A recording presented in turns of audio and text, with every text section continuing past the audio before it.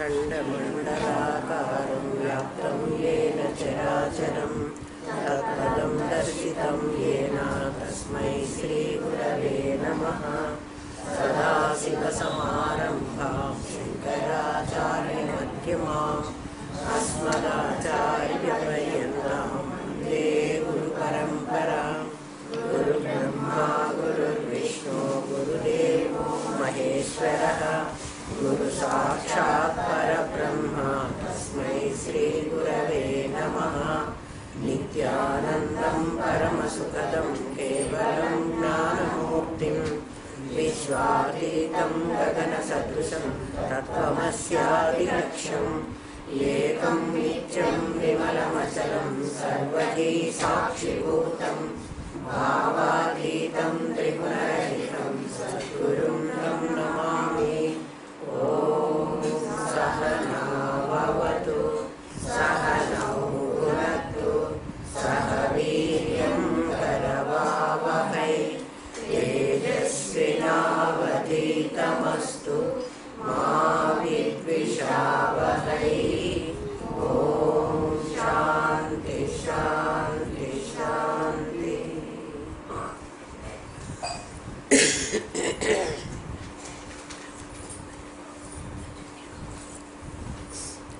నిన్న పరమాత్మ అర్జునుడితో దూరేణ హ్యవరం కర్మ బుద్ధియోగాత్ ధనంజయ అని చెప్తున్నాడు.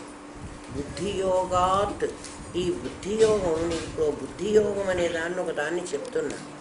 బుద్ధి యోగము అంటే ఎప్పుడూ కూడా కర్మని కర్మయోగము, కర్మ అనుష్ఠానము, కర్మయోగము అని మూడు రకాలుగా చెప్పాడు. కర్మ చెయ్యడం ఇన్వాలంటరీ. కళ్ళు నువ్వు చూడాలి అని చూడకుండానే చూస్తాయి, వినాలి అని వినకుండానే వింటాయి. అంటే మనకు తెలియదు. అట్లా ఉన్నటువంటివన్నీ కర్మలు. వాటిని నువ్వు అవాయిడ్ చేయలేవు అర్జున. ఎందుకంటే అక్కడ కూనీ జరుగుతుంటే కూనీ జరగాలి అని నేను అనుకుని చూడలేదు. నేను అటు వెళుతున్నాను, ఆటోమేటిక్గా అది నా కంట పడింది, దాంతో నాకు సంబంధం లేదు. అయినా కూడా అవి కూడా కర్మే. ఆ కర్మ నన్ను ఒక సంకల్పాన్ని కలిగించే అవకాశం ఉంది. ఇవన్నీ కర్మలు. కర్మ అనుష్ఠానము అంటే కర్మ నాకై నేను చెయ్యాలి అని చేసేది. సంధ్యావందనం కానీ నువ్వు ఏ కర్మ చేసినా ఇవి అనుష్ఠానం. కర్మయోగం అంటే కర్మని పరమాత్మతో అనుసంధానం చేసేది మాత్రమే కర్మయోగం. కర్మయోగంలో నీకు కర్మఫలం ఉంటుంది, బుద్ధియోగంలో కర్మఫలం ఉండదు. అందుకని అర్జున, నువ్వు ధనంజయుడు ధనుస్సును జయించిన వాడివి అంటే నీకు బాణ విద్య తెలుసు. బాణం ఏం చేస్తుంది? బాణం ఛేదిస్తుంది, అంటే రెండింటిని వేరు చేస్తుంది. ఆ పిలుపులో కూడా ధనంజయ అని పిలవడంలో అది పిలుస్తున్నాడు. బాణం పని ఏమిటి అంటే రెండు భాగాలుగా విభజిస్తుంది. ఇప్పుడు కర్మయోగము బుద్ధి యోగము అని రెండు భాగాలుగా విభజించాలి. దేంతో? నీ బుద్ధితో. అందుకని నువ్వు ధనంజయుడివి. బుద్ధియోగాత్ కర్మయోగం అవరం అని చెప్పాడు. అంటే రెండు చెప్తున్నాను నీకు, ఒకటి కర్మయోగము, ఒకటి బుద్ధియోగము అని. సాంఖ్యయోగేన జ్ఞానినాం కర్మయోగేన యోగినాం. భగవద్గీతలో మొత్తం చెప్పినవి రెండు పద్ధతులు, రెండు మార్గాలు. ఒకటి ఏమిటంటే కర్మ, ఒకటి జ్ఞానం. వీళ్ళని కర్మయోగులు అని. కర్మని ఫలం ఆశించకుండా చేస్తే కర్మయోగం అవుతుంది. జీవాత్మను పరమాత్మలో కలిపేటువంటిది జ్ఞానం అవుతుంది. జీవాత్మను పరమాత్మలో కలిపేటప్పుడు జీవాత్మ లేనే లేడు అని తెలుసుకుంటే అది జ్ఞానం అవుతుంది. అది బుద్ధితో తెలుసుకోవాలి. అందుకని ఇప్పుడు నువ్వు బుద్ధియోగంతో ధనంజయుడివై కర్మయోగం కంటే బుద్ధియోగం గొప్పది. బుద్ధియోగం కంటే కర్మయోగం నికృష్టమైనది. అవరం అని చెప్పాడు కదా, దూరేణ అవరం కర్మ బుద్ధియోగాత్ ధనంజయ. అందుకని బుద్ధౌ శరణం అన్విచ్చ, అందుకని బుద్ధిని శరణు వేడరా నాయన, మా బుద్ధిని ప్రేరణ చెయ్యి. ధియో యోనః ప్రచోదయాత్. గాయత్రి మంత్రం ఏం చెబుతోంది? ధియో బుద్ధులను యోనః యోగంలాగా చేసి ప్రచోదయాత్ ఎలివేట్ చెయ్యి, నాకు బుద్ధియోగాన్ని కలిగించు అని గాయత్రి మాతను అడుగుతున్నాడు. బుద్ధియోగం కలిగించు అంటే నా బుద్ధి కర్మ వైపు కాకుండా జ్ఞానం వైపు వెళ్ళేందుకు నాకు శక్తి ఇవ్వమ్మా అని ఆ గాయత్రి మాతని శక్తిని అడుగుతున్నాడు. అంటే దీన్ని బట్టి కర్మయోగం కంటే బుద్ధియోగం గొప్పది. ఎందుకు కర్మయోగం మంచిది కాదు అంటే, కర్మయోగం నిన్ను కర్మలో బంధిస్తుంది. ఎట్లా? సుకృత దుష్కృతాలు అనే పేరుతో నీకు పాపం పుణ్యం. కర్మయోగం చేసినప్పుడు నీకు ఎప్పుడు పాపం పుణ్యం వస్తుంది. కర్మయోగంలో కర్మ అనుష్ఠానం, కర్మ రెండు ఉన్నాయి. బుద్ధియోగంలో బుద్ధి అనుష్ఠానం లేదు. బుద్ధియోగం అంటే జ్ఞానమే. జ్ఞానం అంటే ఏమిటి? నేను నాది అనే రెండే ఉన్నాయి. నాది జడము, నేను చైతన్యము, నేనే అన్నీ చేస్తున్నాను, అసలు నేను తప్ప ఇంకొకటి లేనే లేదు అని తెలుసుకునేది బుద్ధి యోగం. మరి కర్మయోగం ఎందుకు చేయాలయ్యా? నేను ఒకసారి నాకు బుద్ధినే చెప్పచ్చు కదా, బుద్ధి యోగాన్నే చెప్పచ్చు కదా, కర్మయోగం చెయ్యి, మళ్ళీ బుద్ధి యోగం చెయ్యి, ఇది అక్కడికి లీడ్ చేస్తుంది అని నాకెందుకు చెప్తావయ్యా అంటే, అర్జున నీకు అర్థమయ్యేది చెబుతావు. నేను తుంగభద్ర నది ఉంది, ఒక నది. ఈ నదిలో స్నానం చేస్తే నీకు పుణ్యం వస్తుంది అని అన్నారు అనుకో. అంటే నువ్వు తుంగభద్రలో స్నానం చేస్తే నీకు పుణ్యం వస్తుంది. ఎవడో చెప్పాడు నీకు ఆ నదిలో స్నానం చేసి, పుష్కరానికి పోయి నదిలో స్నానం చేయమంటున్నారు కదా. తుంగభద్ర పుష్కరాలు, గంగా పుష్కరాలు, ఏవో కృష్ణా పుష్కరాలు, రకరకాలు. ఆ పుష్కర నదిలో స్నానం చేస్తే నీకు పుణ్యం వస్తుంది. తుంగభద్ర ఆ ఊళ్ళో ఎక్కడో కర్నూలులో ఉంది. నేను మహబూబ్ నగర్లోనో ఎక్కడో ఉంటా. అక్కడ మా ఊరికి దగ్గర కృష్ణానది ఉంది, తుంగభద్ర లేదు. నేను కృష్ణలో స్నానం చేస్తే నాకు పుణ్యం రాదా? వస్తుంది. ఎందుకని? నీ కృష్ణలో తుంగభద్ర కలిసింది. అది ఇంకా ఉపనది, ఇది నది, అది ఇందులో కలిసింది. కాబట్టి నువ్వు తుంగభద్రలో స్నానం చేయకపోయినా కృష్ణలో స్నానం చేసినా నీకు ఈ పుణ్యమే వస్తుంది. లేదు నేను కృష్ణ కూడా మాకు దగ్గర లేదు, నాకు సముద్రం చాలా దగ్గరగా ఉంది, నేను సముద్ర స్నానం చేస్తాను. నీకు సముద్ర స్నానం చేస్తే అన్ని పుణ్యాలు వస్తాయి. సముద్ర స్నానం చేస్తే పుణ్యం వస్తుందని అంటలే. సముద్రంలో గంగా కలిసింది, కృష్ణ కలిసింది, గోదావరి కలిసింది, అన్ని నదులు కలిసినాయి సముద్రంలో. అయితే నువ్వు సముద్రము అని స్నానం చేస్తే నీకు రాదు. ఈ సముద్రం కృష్ణ కలిసిన సముద్రమే అని అనుకుంటే పుణ్యం వస్తుంది. అంతే కదా అర్జున? డైరెక్ట్గా నిన్ను సముద్రానికి వెళ్ళి స్నానం చెయ్యి అని చెప్పడం నీకు సముద్రం అందుబాటులో లేదు. అందుకని నువ్వు యోగస్థం అని నేను విషయం చెప్పా, కానీ నువ్వు యోగంలో కూర్చోవటం అంత ఈజీ కాదు. అందుకని నువ్వు కర్మ చెయ్యాలి. మరి కర్మ చేస్తే నాకేం వస్తుందయ్యా అంటే, నిష్కామంగా ఎప్పుడైతే కర్మ చేస్తున్నావో చిత్తశుద్ధి ఏర్పడుతుంది. చిత్తశుద్ధి ఉన్నటువంటి దాంట్లో తేలికగా పరమాత్మ ప్రతిబింబం పడే అవకాశం ఉంది. ఎందుకంటే సూర్యబింబం నీళ్లల్లో పడుతూనే ఉంది, దానికేం అభ్యంతరం లేదు. నీళ్లు చలనం లేకుండా ఉన్నాయి.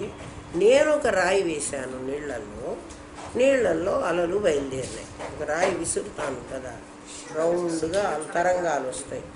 నేను వరుసన విసురుతూనే ఉన్నా రాళ్ళు, నీళ్లలో తరంగాలు వస్తున్నాయి.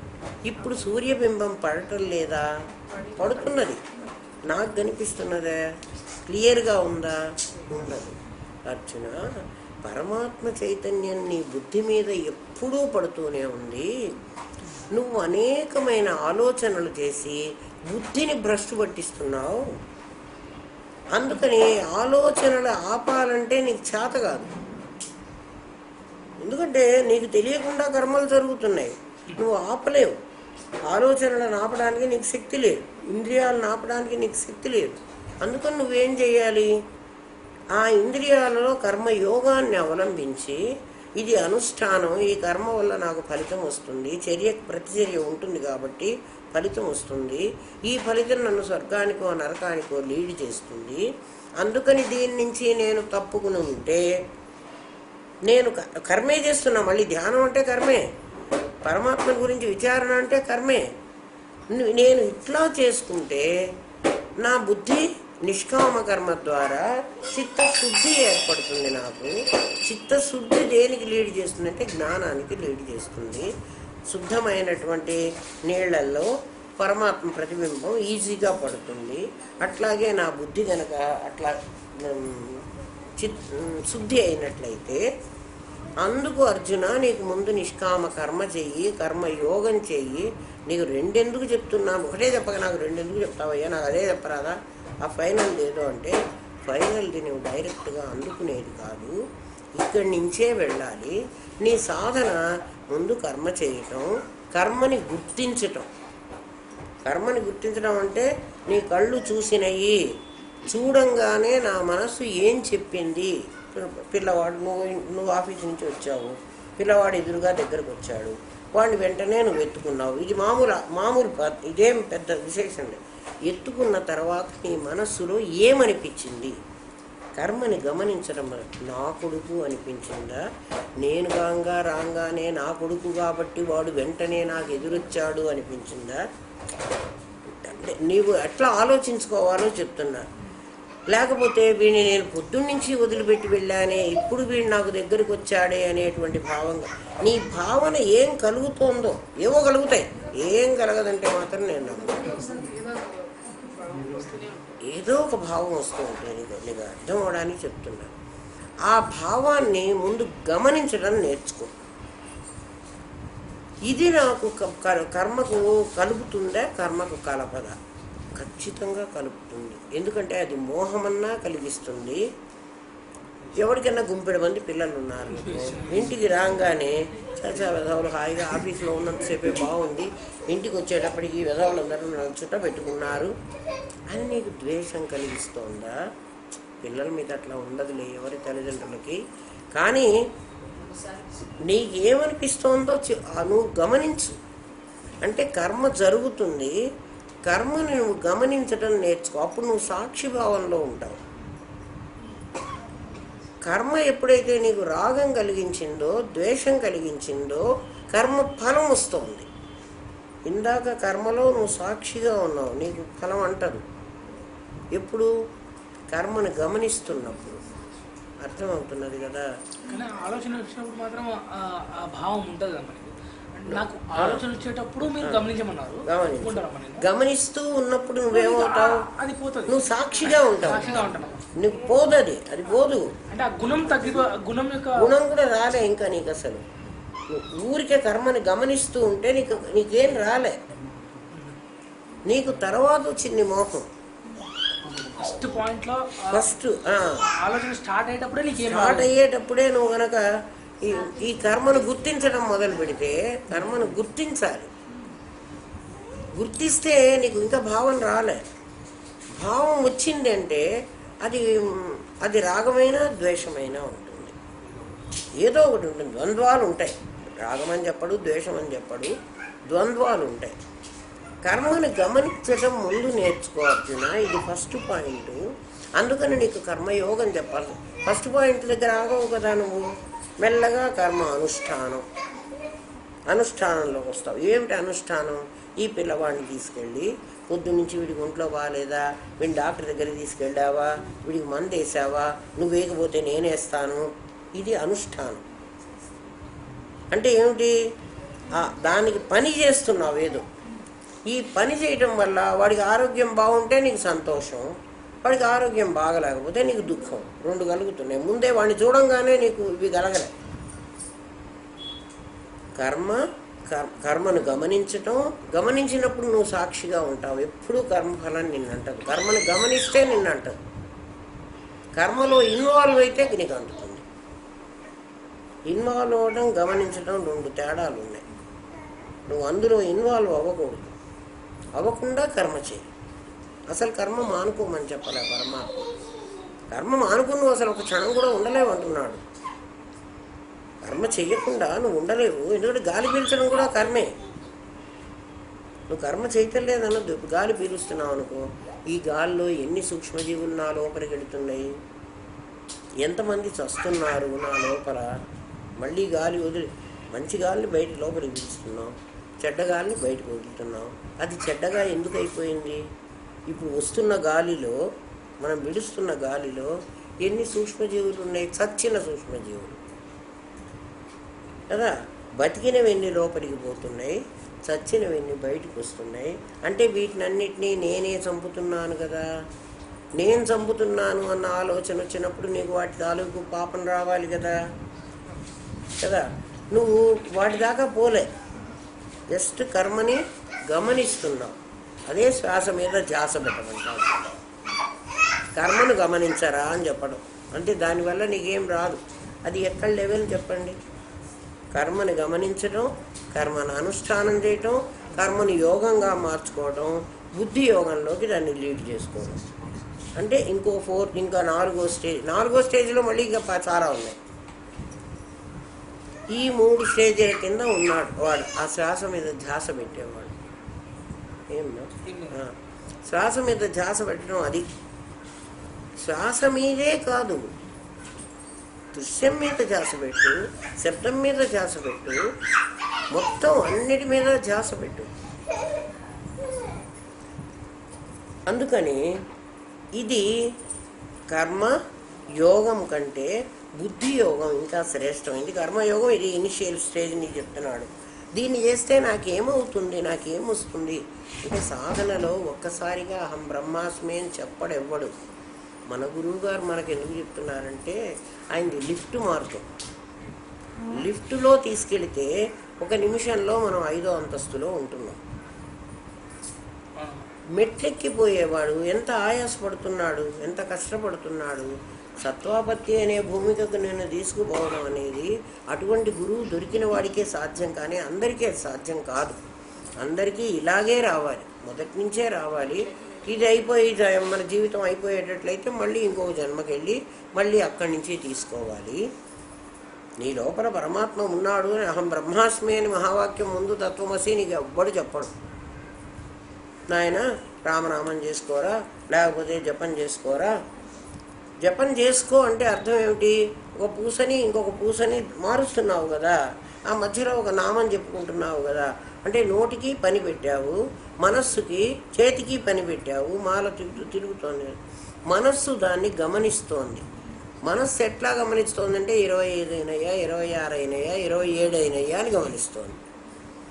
ఆ గమనించడం కాదు, కర్మని గమనించు. కర్మని ఎట్లా గమనించు అంటే నేను ఈ చెయ్యి అనేటువంటి దాంతో, ఈ నోరు అనే దాంతో నాకు తెలియకుండానే నేను అందులో ఏం కాంక్షించటల్లా చేస్తున్నాను కదా. అక్కడ కర్త ఉన్నాడు, భోక్తృత్వం లేదు. చేస్తున్నానంటే ఫలితం ఉంటుందనుకో, కానీ నాకు ఈ ఫలితం కావాలని చేస్తున్నానని లేదు, గమనిస్తున్నావు. గమనించడం నీకు అర్థమైంది కదా. గమనించడం అంటే just you are watching that. Count ఎంత ఉంది అనే ఆలోచనలు కూడా గమనించాలి. అసలు కౌంట్ నీకెందుకు? అంతే. దేవుడు ఏమన్నా నిన్ను లెక్కలు అడిగాడా? ఇన్ని చేసిన వాడికే నేను ఈ ఫలితం ఇస్తాను ఏమన్నా చెప్పాడా? నీకు ఇవాళ నేను 1 lakh చెయ్యాలి, వాడు ఎవడో గురువు చెప్పుకుంటాడు. ఆ 1 lakh చేశానా? నీ దృష్టి ఎప్పుడు దేని మీద ఉందో తెలిసినా అయిపోయిన 300 మీద ఉండదు, అవ్వాల్సిన 700 మీదే ఉంటుంది ఎప్పుడు. దాన్ని మా గురుదేవులు మాకు ఎట్లా చెప్తారంటే, ఒకడు ఒక రోజున ఇవాళ టార్గెట్ పెట్టుకుంటాడు, ఇంత డబ్బులు నేను సంపాదించాలి. ఇవాళ సంపాదించినవి వాడికి ఇంకా క్వశ్చన్ ఉండదు. ఇంకా నాకు రావాల్సినవి ఎన్ని ఉన్నాయి, సాయంత్రం లోపల నేను ఇవి సంపాదిస్తానా సంపాదించలేనా, దానికోసం ప్రయత్నం చేస్తూ ఉంటాడు. అట్లా నువ్వు కౌంట్ చేసిన అయిపోయిన నామాలు నీకు అక్కర్లేదు. నీకు అవ్వబోయే నామాలు, కొత్తగా లలితా సహస్రనామాలు నేర్చుకునే వాళ్ళు కూడా అట్లాగే ఈ అయిపోయిన నామాలు కాక ఈ వరకు వెనక పేజీల్లో చాలామంది చదువుకునే వాళ్ళు కూడా అంతే. ఆ వెనక పేజీల్లో ఎన్ని పేజీలు ఇంకా మిగిలి ఉన్నాయి, ఎందుకు మిగిలి ఉండడం, ఈ ఉన్నది చదవరాదు అంటే నీకు అయిపోవడం మీద దృష్టి ఉంది కానీ అయిపోతే ఏముంటుంది అన్న దాని మీద శ్రద్ధ లేదు. ఇది అయిపోగొట్టేయాలి అంతే. అది కర్మను గమనించే స్టేజ్. నీకు కర్మలో ఇన్వాల్వ్ కావటంలా ఆ గమనించేటువంటి స్థితిలోనే కర్మని గమనించు, సాక్షిత్వం వహించు. అప్పుడు నువ్వు సాక్షి అయిపోతావు, అది కర్మ అయిపోతుంది. అది నీకు ఫలితం ఇయ్యదు. యోగస్థంలాగే ఇది కూడా. ఎందుకంటే అప్పుడు నువ్వు యోగస్థంలోనే ఉన్నావు, నీకు తెలియదు. సాక్షిభావంలో ఉంటే కర్మం చేస్తే నువ్వు యోగస్థంలోనే ఉంటావు కదా. అది చెప్తున్నాడు. నిష్కామ కర్మ ఎందుకు చెయ్యాలి? నేను అసలు కర్మే అవసరం లేదని మీరు చెప్తే మోక్షానికి కర్మతో సంబంధం లేదు కదా, నేను నిష్కామ కర్మ ఎందుకు చెయ్యాలి అంటే, నిష్కామ కర్మ చిత్తశుద్ధి కోసం చెయ్యాలిరా. చిత్తశుద్ధి ఏర్పడితేనే నీకు అర్థమవుతుంది, అసలు లేకపోతే అర్థం కాదు. మరి చిత్తశుద్ధి ఏర్పడితే నాకు వచ్చేటువంటిది ఏమిటి వస్తుంది నాకు అంటే, నీకు పరమాత్మ ఇద్దరు ముగ్గురు లేరు. ఇంతవరకు నీకు నిన్న చెప్పాను, దేహి వేరు దేహం వేరు అని 2-3 చెప్పా కదా. అట్లా లేకుండా పడుగు పేకల్లాగా ఒక్క దారమే ఉంది. ఆ దారమే నిలువు దారమైంది, అడ్డదారమైంది. నిలువు అడ్డం అనే పేరుతో నాకు వచ్చినటువంటి బట్ట, ఇప్పుడు బట్ట నా దగ్గర ఉంది. బట్ట ఉపయోగపడుతున్నది, కట్టుకోవడానికి పనికి వస్తున్నది. దారం కట్టుకోవడానికి పనికి రావటం లేదు. ఇప్పుడు బట్టగా కనిపిస్తున్నది దారమేనా? దారమే. మరి దారమే అయినప్పుడు, దారంగా ఉన్నప్పుడు అది బట్టగా, అది ఉపయోగపడలేదు. బట్ట అయినప్పుడు ఉపయోగపడింది అంటే ఇది సగుణము, అది నిర్గుణం, అంతే తేడా. నిర్గుణమే సగుణంగా అయింది అంటే మారిందా, పరిణామం చెందిందా? మరి పరిణామం చెందకుండా ఉపయోగానికి ఎట్లొచ్చింది? ఆ ఉపయోగానికి వచ్చింది అందులో ప్రియం అనేటువంటి ఒక రూపం. అంతే కదా. సచ్చిత్ ఆనందం అంటున్నాను కదా. ఆనందం దేనికి పనికి వస్తుంది? ప్రియానికి. అదే కదా నాకు కన్వీనియంట్గా ఉంది. సచ్చిత్తుల వల్ల నాకేం లేదు కదా. అప్పుడు జగద్రూపం ధరించి ఒక రూపం ధరించింది. రూపం ధరించిందా అంటే ధరించలేదు. పాలు పెరుగైనట్లు కాలేదు. పాలు పెరుగైనట్లు కాలేదు అని ఎందుకంటున్నా అంటే, పాలు పెరుగైతే మళ్ళీ పాలు కావు, అది పరిణామం. అట్లా కాలేదు దారం బట్ట. తిరిగి కావాలంటే మళ్ళీ దారం అయిపోతుంది. ముందు దారమే ఉంది, మళ్ళీ దారమే అయిపోతుంది. నేను చూపించగలను. బట్టగా నువ్వు చూస్తున్నప్పుడు కూడా అది దారమే, అదేం మారలేదు. మరి బట్ట ఎక్కడి నుంచి వచ్చింది? బట్ట లేనే లేదంటున్నాడు. బట్ట అసలు లేదు అంటే ఆ సమయంలో కూడా ఉంది దారమే. బట్ట అసలు లేదు, బట్టలాగా కనబడుతోంది. అసత్కల్పార్థగం భాసతే అన్నాడు. భాసతే అంటే కనిపిస్తోంది. ఏంగా కనిపిస్తోంది? అసత్తుగా కనిపిస్తోంది. ఎవరు అంటే సత్తే. సత్ అంటే ఆధారం, బట్ట అంటే అది అసత్తు. అసత్తు సత్తు ప్రవిలాపనం చేసుకోవడం. ఇది అసత్తు సత్తు ఒకటి కాదు, ఒకటి కాకుండా పోలేదు. ఒకటి అవునా కాదా చెప్పు.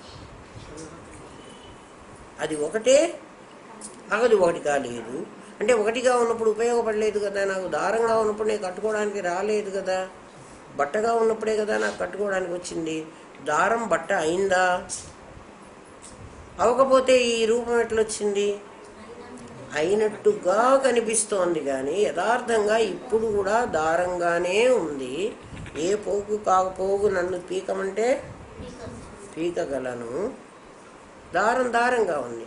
దారం అప్పుడు కండె దారంగా ఉంది, దారం ఇప్పుడు దారంగానే ఉంది, అంతే. అక్కడ దారం కుప్పగా ఉంది, ఇక్కడ దారం ఆకారం ఏర్పడింది. ఏర్పడినట్లుగా నాకు కనిపిస్తోంది, నిలువుదారం అడ్డదారం. ఈ సంగతి నీకు తెలియాలంటే నీకు బుద్ధియుక్తులు కావాలి అర్జున.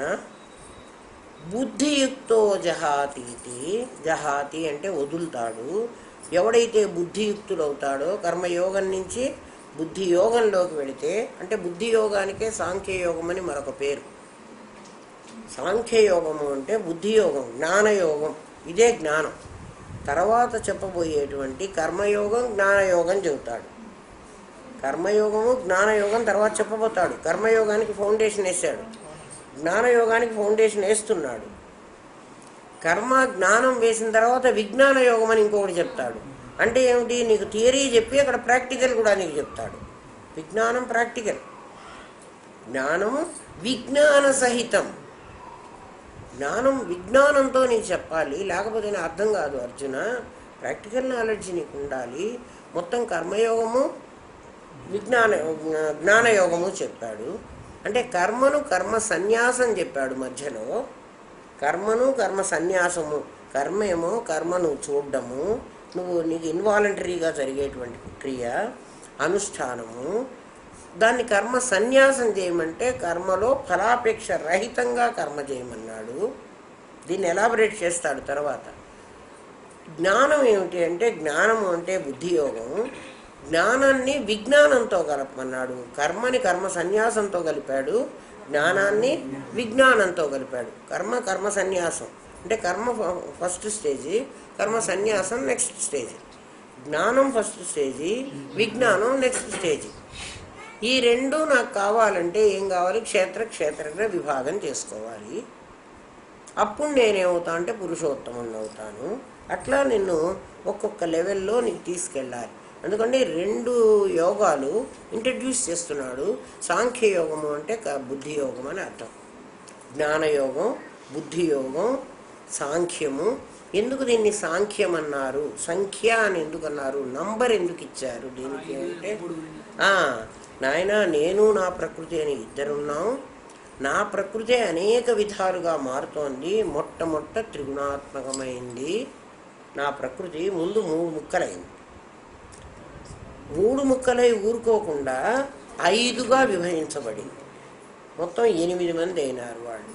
ఆ 8 మంది ఊరుకోకుండా వాళ్ళల్లో హాఫ్ ఇక్కడ హాఫ్ అక్కడ తీసుకుని జ్ఞానేంద్రియ పంచకం, అక్కడ కర్మేంద్రియ పంచకం, మనస్సు, బుద్ధి, చిత్తం, అహంకారం, అక్కడ వాయువు వచ్చేటప్పటికి 5 భాగాలుగా మారి ప్రాణ, అపాన, ఉదాన, సమాన, వ్యాన అని 5 వాయువులు అయిపోయి ఇట్లంతా వేరుగా డిస్ట్రిబ్యూట్ అయ్యి ఇదొక కాంపౌండ్, ఇదొక మిక్స్చర్. అందుకే దీన్ని అసెంబుల్డ్ అన్నాడు. అసెంబుల్డ్ అంటే ఏమిటి? ఇది ఒక వస్తువు కాదు, కొన్ని వస్తువులు కలిపాం మేము. ఇది కలిపింది. ఏం వస్తువులు కలిపాం దీంట్లో? 5 భూతాలు కలిపాం, 3 గుణాలు కలిపాం. ఇదంతా మిక్సర్. ఈ మిక్సర్ ఎట్లా ఉందంటే విడదీయడానికి వీలుగా ఉంది. మిక్సర్గా నీకు కనపడుతుంది, బట్ ఎప్పుడు కావాలంటే అప్పుడు దీన్ని వేరు చేసుకోవచ్చు. ఇవన్నీ కలిసి 24 ఉన్నాయి, 24 ఉన్నాయి. ఏమేమిటి? 5 జ్ఞానేంద్రియాలు, 5 కర్మేంద్రియాలు, 10, 5 ప్రాణాలు, పంచప్రాణాలు. పంచప్రాణాలంటే ప్రాణ, అపాన, వ్యాన, ఉదాన, సమాన అనే 5 వాయువులు. ఈ 5 వాయువులకు ప్రాణమయ కోశం అని పేరు పెట్టాం. వాటికి ఆకలి దప్పిక అని. అంటే ప్రాణమయ కోశానికి ఆకలి దప్పిక. నువ్వు అన్నం పెడుతూ నేను అన్నం తింటున్నాను అని రుచిగా తినకుండా ప్రాణమయ కోశం తింటున్నది. ప్రాణమయ కోశం ఎవరు అంటే ప్రాణాపాన వ్యానోదాన సమాన అనే పంచవాయువులు. వాటికి ఆహారం వేస్తున్నాను అన్నప్పుడు నీకు యజ్ఞఫలం వస్తోంది. కర్మను జ్ఞానంతో జోడిస్తే ఫలితం నీకు పుణ్యఫలం వస్తుంది. చూడు నీ ఆలోచన. అంతే, నువ్వు చేస్తున్న పని మానవాకు, పని అదే చెయ్యి. నీ ఆలోచన మారని. ఆ ఆలోచనతో అది ఆ రూపాన్ని పొందుతున్నది. 5 వాయువులు, 5 తన్మాత్రలు, శబ్ద, స్పర్శ, రూప, రస, గంధ అనే 5 తన్మాత్రలు అంటే పంచభూతాలు వచ్చినాయి. వీటిల్లో 20 అయినాయి. మనస్సు, బుద్ధి, చిత్తం, అహంకారం అని 4 అయినాయి. 24. ఈ 24 కూడా జడములే. సంఖ్య అని అందుకు అన్నాడు. 24 జడములు, జడ పదార్థాలు. దీనికి ఒక చైతన్యం ఒకటి కావాలి.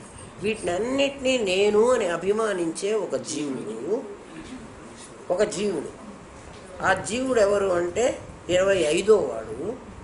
26వ వాడు ఇంకోడు ఉన్నాడు. జీవుడికి మళ్ళీ తన పనులు తను చేసుకోవడానికి వాడే చేస్తాడు, కానీ వాడితో చేయించేవాడు ఒకడు, ప్రేరణకర్త ఒకడు కావాలి.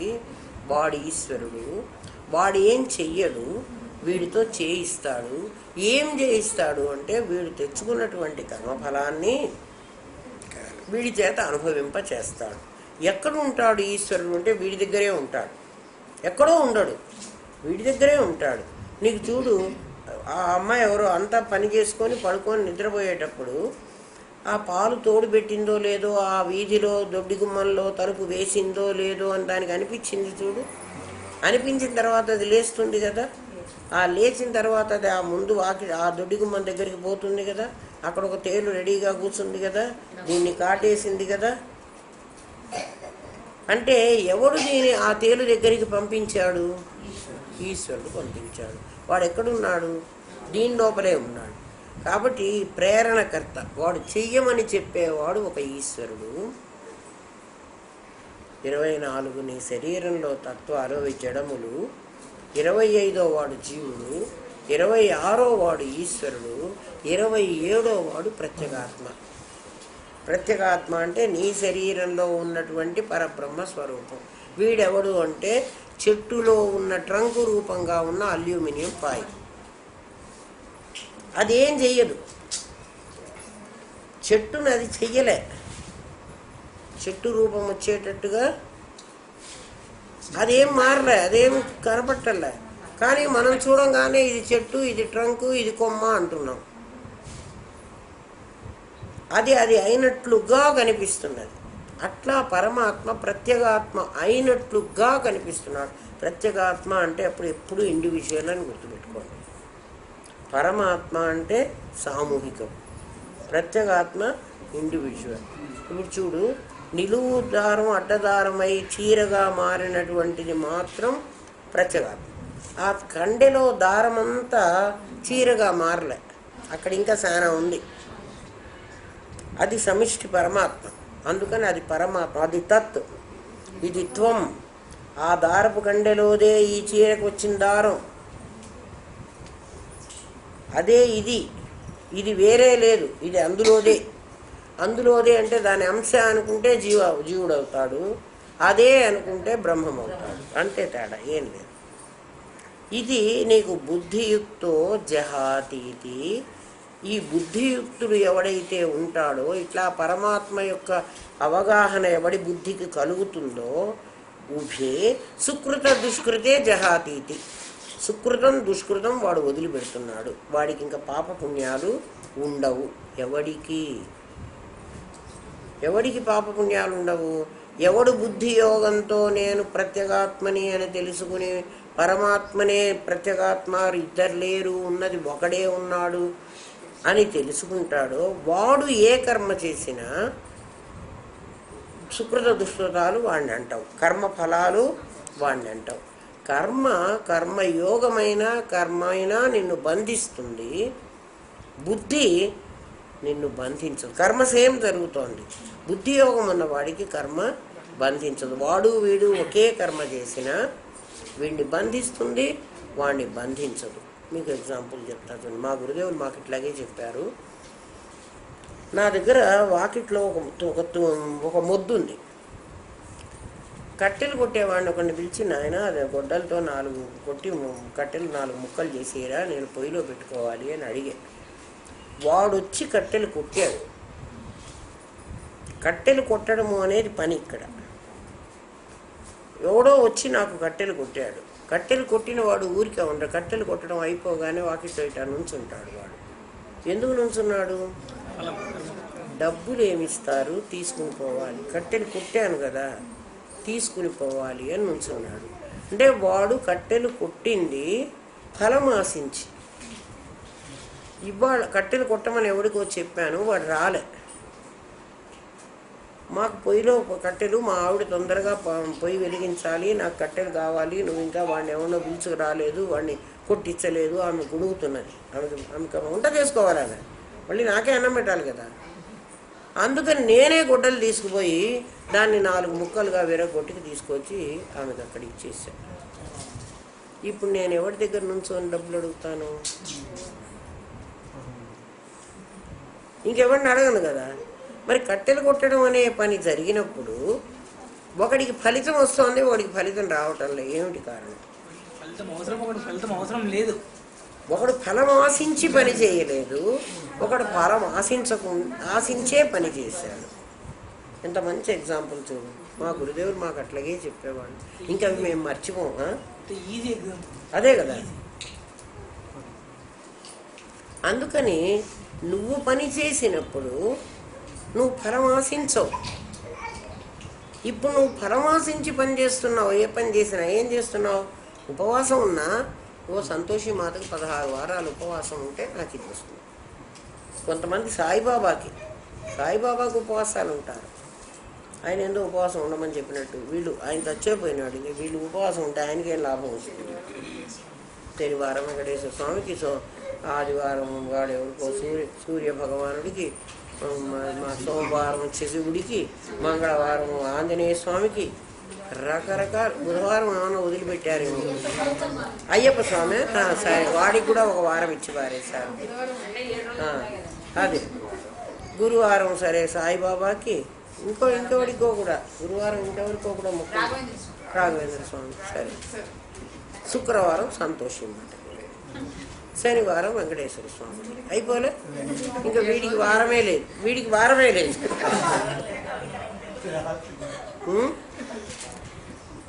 అర్జున, నువ్వు ఇట్లా కర్మలు చేస్తూ ఫలం ఆశిస్తూ ఉంటే ఎప్పటికి రా నువ్వు ఈ జనన మరణ చక్రంలోంచి బయటపడతావు? కర్మ చెయ్యి. కర్మణ్యేవాధికారస్తే మా ఫలేషు కదాచన. వాడెవడో కట్టెలు కొట్టేవాడు ఫలం ఆశించి చేశాడు కాబట్టి కట్టెలు కొట్టడం 10 నిమిషాల్లో ముగించిన, నువ్వు డబ్బులు ఇచ్చేదాకా గంట నీ వాకిట్లో నుంచోవాలి. వాడు నువ్వేం పని చేసుకుంటున్నావో వాడికి డబ్బులు ఇచ్చేది. ఫలం ఆశించాలంటే వాడు ఇంకా అది తప్పదు. నువ్వు కట్టెలు కొట్టొచ్చావు అనుకో, ఆ 10 నిమిషాలు కొట్టావు, తీసుకొచ్చావు, అక్కడ వారేసావు, నీ చావు నువ్వు చావుకో ఉన్నావు. ఇంకా నీకు పట్టదు, నీకు దాని సంగతే పట్టలే, నీకు గుర్తు కూడా లేదు. ఎవడన్నా భార్యను పోయి నేను కట్టెలు కొట్టుకొచ్చాను కాబట్టి నాకేమి ఇస్తావని అడుగుతాడా?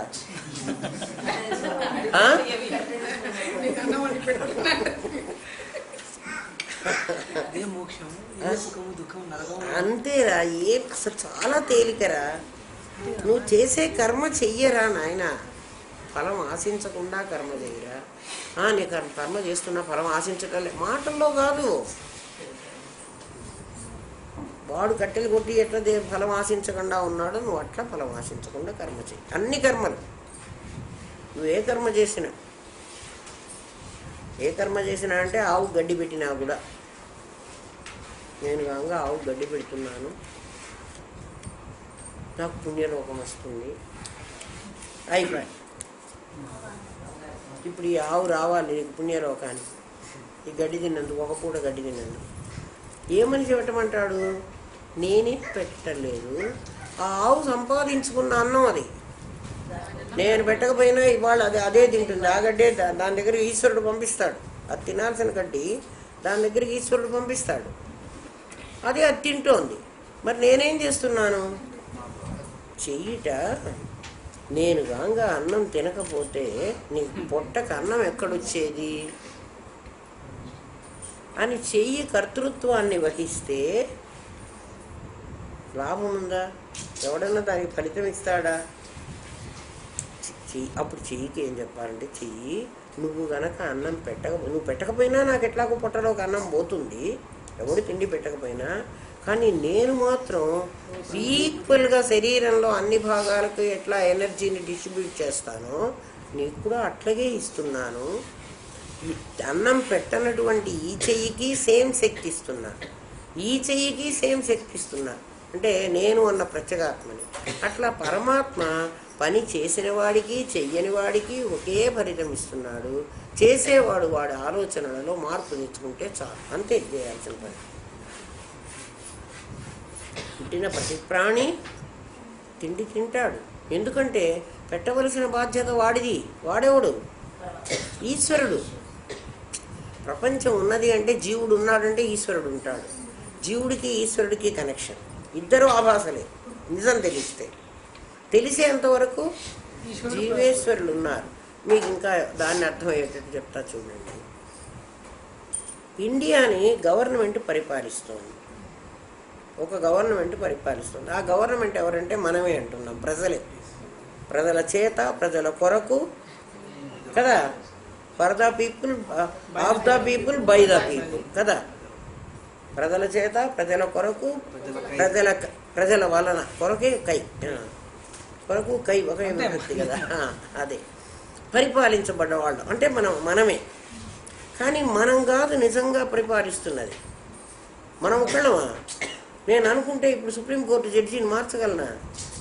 మార్చలేను. ఎందుకంటే కలెక్టివ్గా ఉన్న నేను మార్చగలను. కలెక్టివ్గా ఉన్న నేను గవర్నమెంట్ అనే పేరుతో ఒక ఫామ్ అయి ఉన్నా.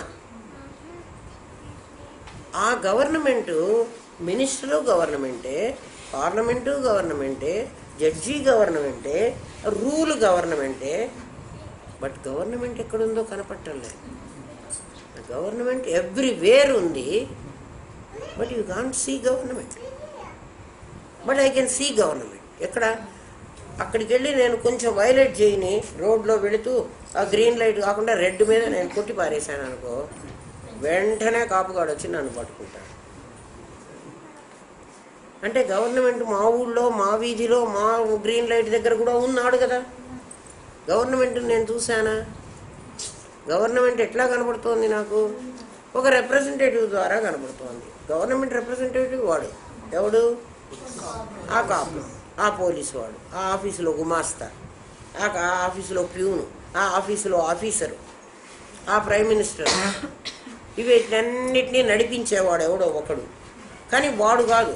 ఇది గవర్నమెంట్ ఆర్డర్ అంటాడు. వాడు కూడా, వాడు ఈశ్వరుడు. ఇప్పుడు అర్థమైనాడా? వాడు ఈశ్వరుడు. వాడి మీద ఇంకొక గవర్నమెంట్ ఉంది. ఆ గవర్నమెంట్ నాకు కనిపించదు. అది అన్ని డిపార్ట్మెంట్లకి ఒక గవర్నమెంటే ఉంది. ఇద్దరు ముగ్గురు గవర్నమెంట్లు లేరు. ఆ గవర్నమెంట్ ఎవరు అంటే నేనే. నేనా అంటే నేను కాదు. నేను ఒక్కడే గవర్నమెంట్ కాదు. మేమందరం కలిస్తే గవర్నమెంట్. గవర్నమెంట్ నాకు చూపించు. దానికి ఆకారం లేదు. ఎంత బాగుంది చూడు. అదే మరి గవర్నమెంట్ లేదా అంటే అన్ని చోట్ల ఉంది. నేను ఏదైనా చిన్న తప్పు చేయని గవర్నమెంట్ నన్ను పట్టుకుంటుంది. నా ఇంట్లో నా ఇష్టం, నా పిల్లాన్ని నేను కొట్టుకున్నాను అన్నాను అనుకో, వెంటనే తీసుకుపోయి నన్ను జైల్లో పెట్టారు. ఎవరు పెట్టారా? గవర్నమెంట్ పెట్టారు. ఏమని? ఒరే నువ్వు పిల్లానికి అన్నం పెట్టే అధికారం ఉంది కానీ కొట్టే అధికారం నీకు లేదురా. కొడతానంటే నీకు ఏదో ప్రాబ్లం ఉంది, తీసుకుపోయి లోపల కూర్చోబెడతా, కూర్చోవాలి. అంతే కదా. నువ్వు సమంగా లేవు, నువ్వు స్వస్థతలో లేవు. నువ్వు అప్లై చేసుకుంటూ పోతే పరమాత్మ ప్రతి చోట ఉన్నాడని నీకు తెలుస్తుంది. నువ్వు ఆలోచన చేసుకో. అందుకని ఉభే దుష్కృత దుష్కృతే సుకృత దుష్కృతాలు అంటావే నువ్వు, పాపపుణ్యాలు అని. అవి నిన్ను బంధిస్తున్నాయి అర్జున. అంటే బంధిస్తున్నాయి అంటే ఎక్కడ బంధిస్తున్నాయి? ఇటు ఈ లోకంలోనూ కర్మే బంధిస్తోంది నిన్ను. కర్మతో సంబంధం లేకపోతే నువ్వు ఇక్కడ ఉండక్కర్లేదు. పరలోకంలో కర్మే బంధిస్తోంది. సుకృత దుష్కృత రూపాలతో నిన్ను బంధిస్తోంది. 2 తాళ్ళు నువ్వు తెచ్చుకున్నావు. యమధర్మరాజు దగ్గర తాళ్ల ఫ్యాక్టరీ లేదట. ఇంతమందిని తాళ్లతో కట్టేయడానికి వాడి దగ్గర ఫ్యాక్టరీ లేదు. తయారు చేయటంలే వాడు తాళ్ళు. అమ్మా మరి నాకు స్వర్గం కావాలి అన్న నీ కోరిక బంధం కాదు నీకు. నీ దగ్గరే ఉంది కదా ఆ కోరిక. నువ్వు ఆ పుణ్యం చేసినప్పుడు నీకు ఇవ్వకుండా ఎందుకుంటాడు కదా. తీసుకుపోయేంత వరకు వాడు స్వర్గం నుంచి పంపించాడు నువ్వు పోతానో పంపించదు. దానికి మా గురుదేవులు మాకు ఎట్లా చెప్పారంటే, నా పేరుతో నేను ఏదో పని చేస్తున్నా, నేను ఎవరి దగ్గర డబ్బులు తీసుకోలేదు, కానీ వాళ్ళు ఏం చేశారంటే మీరు చేసిన పనికి మీ పేరుతో బ్యాంకులో డబ్బులు వేస్తున్నాం అన్నారు, వేశారు. ఆ డబ్బులన్నీ నా పేరుతో బ్యాంకులో జమ అయి ఉన్నాయి. బ్యాంకు వాడు తీసుకోవడానికి వీల్లేదు ఆ డబ్బుని కదా, నా వారసుడు తీసుకోవడానికి వీల్లేదు. నేనే రాయాలి, నేను రాస్తే నా వారసుడు ఇస్తారు కదా. ఆ కర్మ నేను ఏ ఊరు పోయినా నా వెంట పడుతూ ఉంటుంది. నా బ్యాంకులో డబ్బు ఎట్లా, నేను ఏ ఊరు పోయినా ఇంటర్నెట్లో నా అకౌంట్ నంబర్ కొట్టంగానే నేను నీతో ఉన్నానంటుంది. మా గురుదేవుడు మాకు అట్లాగే చెప్పేవారు. మహానుభావులు ఎట్లా నిలబెట్టారో చూడు. మీకు అట్లా నిలబట్టలేదు కదా, నేను చెప్పినప్పుడే మీకు అర్థమవుతుంది, కానీ మీకు అది చెయ్యటం లేదే, మీరు సాధన చేయటం లేదే. అది నిలబడాలంటే సాధన చేయాలమ్మా. ఒక్క ముక్క కూడా నేను మర్చిపోలేదు. చూడు, గురువుగారు చెప్పినట్టు మీకు చెప్తున్నా. ఇది నా సొంతం అని నేను ఎప్పుడు అనను. ఆ చెట్టు ఈ చెట్టు, ఈ చెట్టు ఈ చెట్టు కాలేకపోతుంది. సాధన చేయటం లేదు. ఈ విన్న గంటన్నరే వింటున్నారు, కానీ దీని గురించి తర్వాత ఎవరికి వాళ్ళు గుండె మీద చెయ్యేసుకుని ఆలోచించండి. ఒక్క గంట అయినా దీని గురించి నేను ఆలోచించానా? ఆలోచించకపోతే అది నా వెంట రాదు. ఇది ఎట్లా అంటే, కొత్తగా ఒక అమ్మాయికి పెళ్ళి అయిందిట. ఆ అమ్మాయి మూడు అత్తవారింటికి తీసుకుపోతుంటే ఆ రైలు ఎక్కింది, భర్తతో పాటు రైలు ఎక్కింది. రైలు ఎక్కి కూర్చుని, మా అమ్మ ఏం చేస్తుందో ఇప్పుడు, పాపం ఇన్ని రోజుల నుంచి నన్ను పెంచింది, పెద్ద చేసింది, ఏదో వాళ్ళ చిన్నప్పటి అమ్మ సంగతులన్నీ చెప్పుకుని, పోనీలే పాపం కొత్త పెళ్ళాం కదా, చెప్పింది విందాలే అని వీడు వింటూ ఉన్నాడు. పర్వాలేదులే, మీ అమ్మని మళ్ళీ చూపిస్తాలే, మళ్ళీ వెళదానులే ఏదో చెప్పాడు. కాసేపటికి మా నాన్న ఏం చేస్తున్నాడు, మా నాన్న నాకు కాలేజీకి కూడా వెంట వచ్చేవాడు, స్కూటర్ మీద తీసుకెళ్ళేవాడు, దించేవాడు, ఇట్లా అన్నదిట. ఇంకా కాసేపటికి మాకు ఒడిదోడు ఏం చేస్తున్నాడో, దానికి పాపం పాలు పట్టారో పట్టలేదో, అది పాపం ఆడుకుందో లేదో, అట్లా వాళ్ళ ఇంటి సంగతులు అన్నీ మాట్లాడుతోంది. సరే మాట్లాడాక ఈ మొగుడు అడిగాట, సరే వీళ్ళందరూ నీకు గుర్తున్నారు, మరి నా గురించి నువ్వేం అనుకోవటం లేదే, ఆలోచించటం లేదే అని అడిగాట. నువ్వు ఎట్లాగూ పెళ్లి చేసుకున్నావు కదా, నువ్వు నన్ను తీసుకునే పోతున్నావు కదా, నేను వద్దన్నా నువ్వేం వదలవు కదా, ఎందుకంటే వాడు వెంట పెట్టుకుపోతున్నాడు కదా, టికెట్ కొనుక్కున్నాడు, రైల్లో ఎక్కించుకున్నాడు, ఇంకా ఎట్లాగో నీతోనే ఉంటా కదా, ఎందుకని మా వాళ్ళనే గుర్తు చేసుకుంటున్నాను. నీకు అంత కష్టమైతే వద్దులే తల్లి, మీ వాళ్ళ దగ్గరే ఉండిపో అని వాడు తీసుకుపోయి దించాడు. నువ్వు ఎట్లా చేసుకున్నావు కదా, ఎందుకంటే నేను ఎట్లాగూ కర్మబంధంలో పడను కదా, నేనేదో వేదాంతం నేర్చుకుంటున్నాను కదా అని వీడు కట్టుకున్న మొగుడైపోయినాడు. వీడు ఇంకా వదలడు.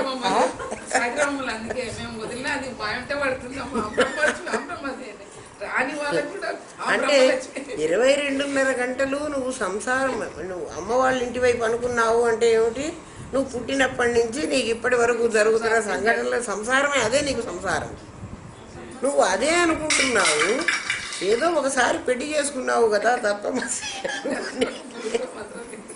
వీడిని ఇంకే వదలడులే అనుకుంటున్నావు. వీడికి కూడా అట్లాంటి ఆలోచన తెచ్చి వదిలిపెట్టావు, తడుపో దాంట్లోనే పడుండు, దీంట్లోకి రావద్దులే.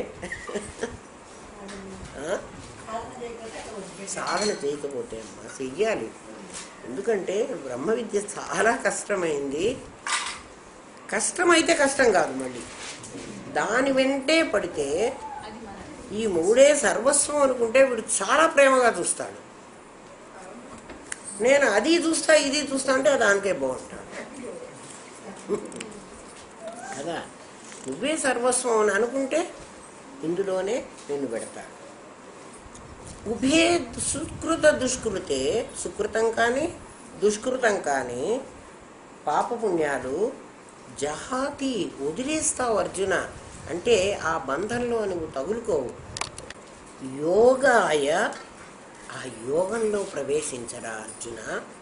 ఏ యోగంలో ప్రవేశిస్తావు? బుద్ధి యోగంలో ప్రవేశించు. బుద్ధి యోగంలో ప్రవేశించాలంటే నీకు ఏం కావాలి? అప్పుడు ఏం లాభం నాకంటే యోగం జరుగుతూనే ఉంటుంది, కర్మసు కౌశలం, కర్మలో నేర్పరితనం సంపాదిస్తావు. నువ్వు చేసే పనిని మానమని చెప్పటం లేదు, పనిలో నేర్పు సంపాదించి కర్మ అంటకుండా నువ్వు కర్మ చేసుకో అని చెప్తున్నాడు. బుద్ధియుక్తుడు అయితేనే ఇది అవకాశం ఉంటుంది. కర్మయోగం చేస్తే నీకు అవకాశం లేదు. మరి కర్మయోగం ఎందుకు చేయాలంటే చిత్తశుద్ధి కలగాలంటే కర్మయోగం చేయాలి. అది లేకపోతే ఇది రాదు.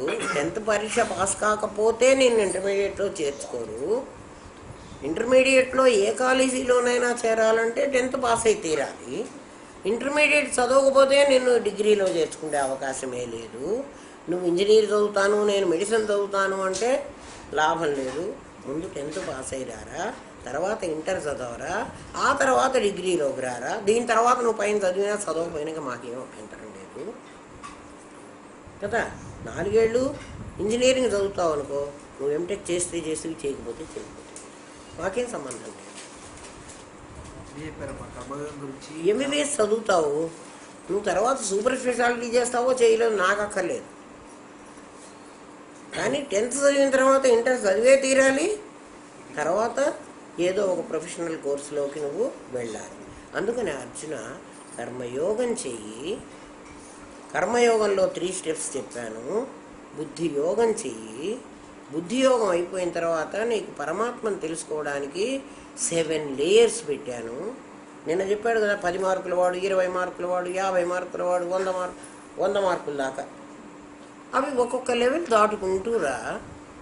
అది నువ్వేం చేయాలరా, బుద్ధితో ఆలోచించరా. మంచం మీద పడుతుంది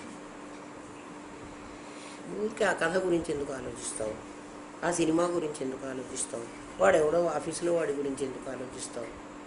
ఆలోచించవా. నీకు 24 గంటలు టైం ఇచ్చా. 8 గంటలు నువ్వు నిద్రపో, నీ ఇష్టం వచ్చినట్టు. 8 గంటలు నువ్వు పిల్లల్ని పొట్టకూడు సంపాదించుకోవడం కోసం పని చేసుకో. 16 గంటలు నీకు ఇచ్చేసి, ఇంకా నీకు ఎన్ని గంటలు ఉన్నాయి? ఇంకా 8 గంటలు ఉన్నాయి. 4 గంటలు పిచ్చాపాటి కబుర్లు చెప్పు. 4 గంటలు నా పని చేయరా అమ్మ, 4 నిమిషాలు కూడా నీ పని చేయలేదు. నాకు చాలా కష్టం. నాకు 24 గంటలు చాలటల్లే, ఇంకా నీ పని నేనెక్కడ చేసేది. కృష్ణుడు పరమాత్మ చెప్తున్నాడు, 24 గంటలు ఇచ్చారా నీకు, 8 గంటలు నేను అడగను, నువ్వు నిద్రపో. నువ్వు 8 గంటలు నిజంగా నిద్రపోతున్నావా? పోవటంలే. మరి నీ టైంని ఎట్లా స్పెండ్ చేస్తున్నావు ఒకసారి ఆలోచించి. ఊరికే కాలం గడిపేస్తున్నావు, ఒక్కసారి వేస్ట్ చేసుకుంటున్నావు కదా. ఆలోచించి. నారదుడట ఒకసారి విష్ణుమూర్తి దగ్గరికి వెళ్ళి, ఏమయ్యా నువ్వేదో దాసుణ్ణి అని చెప్పావు, వాడెవడో భక్తుడని చెప్పి విష్ణుమూర్తి దగ్గరికి ముందు వెళ్ళాడట. ఆయన పూజ చేసుకుంటున్నాడు. అయ్యా నువ్వు కూడా ఎవరిని గురించి పూజ చేస్తున్నావు? ఉన్నాళ్లే నాకు కూడా కావాల్సిన వాడు ఒకడు అన్నాడు. ఏమిట్రా అన్నాడు. నువ్వు కూడా పూజ చేస్తున్నావు, మేమందరం నిన్ను చేస్తుంటే నువ్వు ఇంకెవడికో చేస్తున్నావు.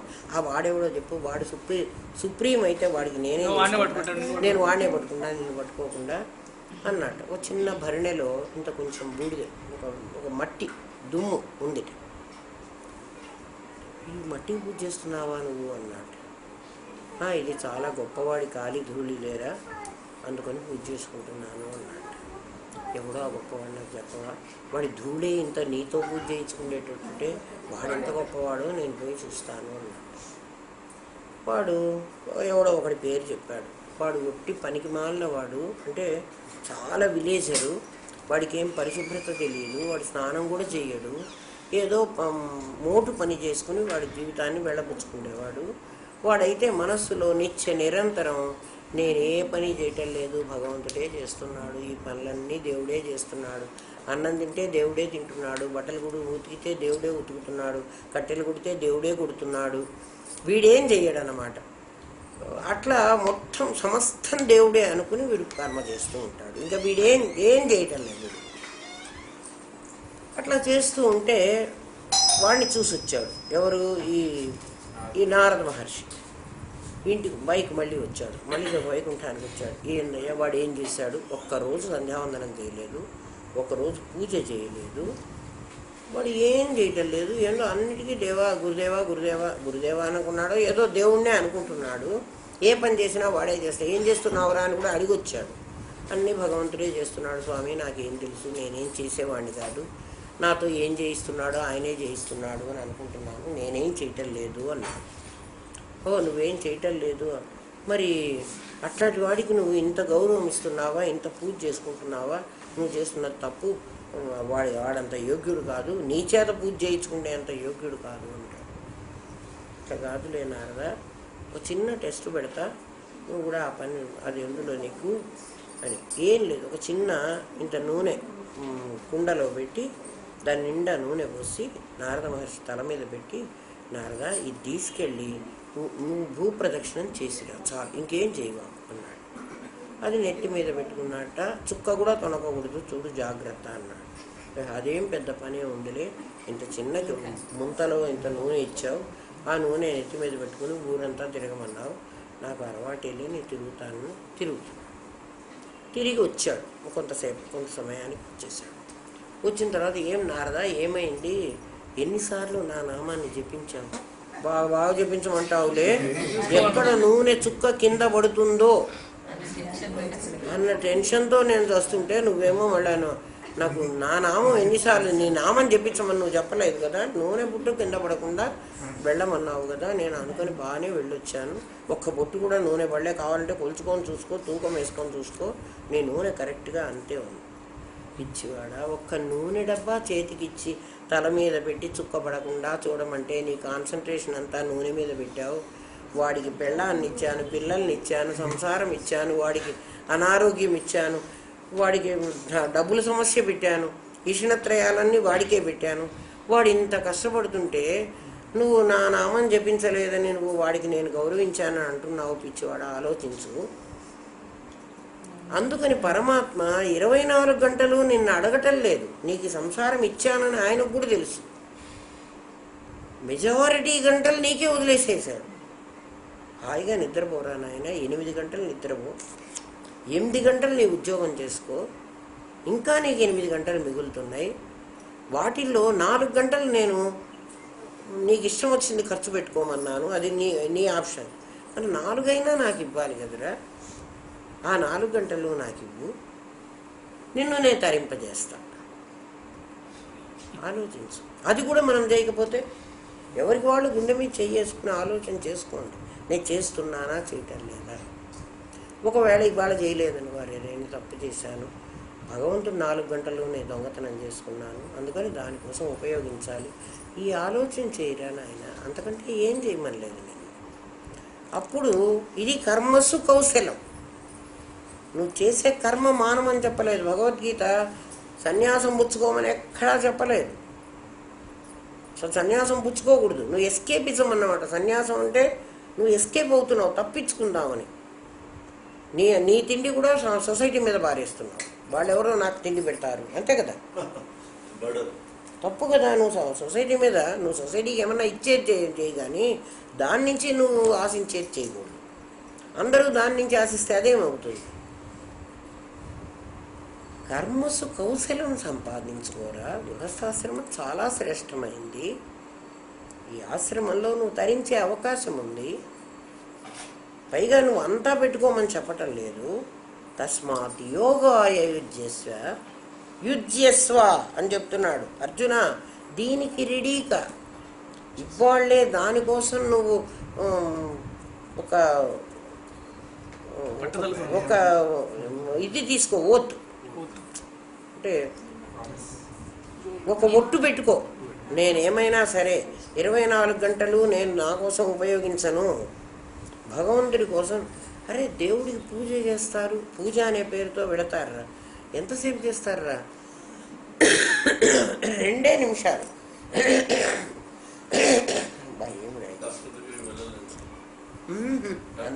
అంత తొందరగా వెళ్ళదు నాయన, నాకు చాలా పనులు ఉన్నాయి.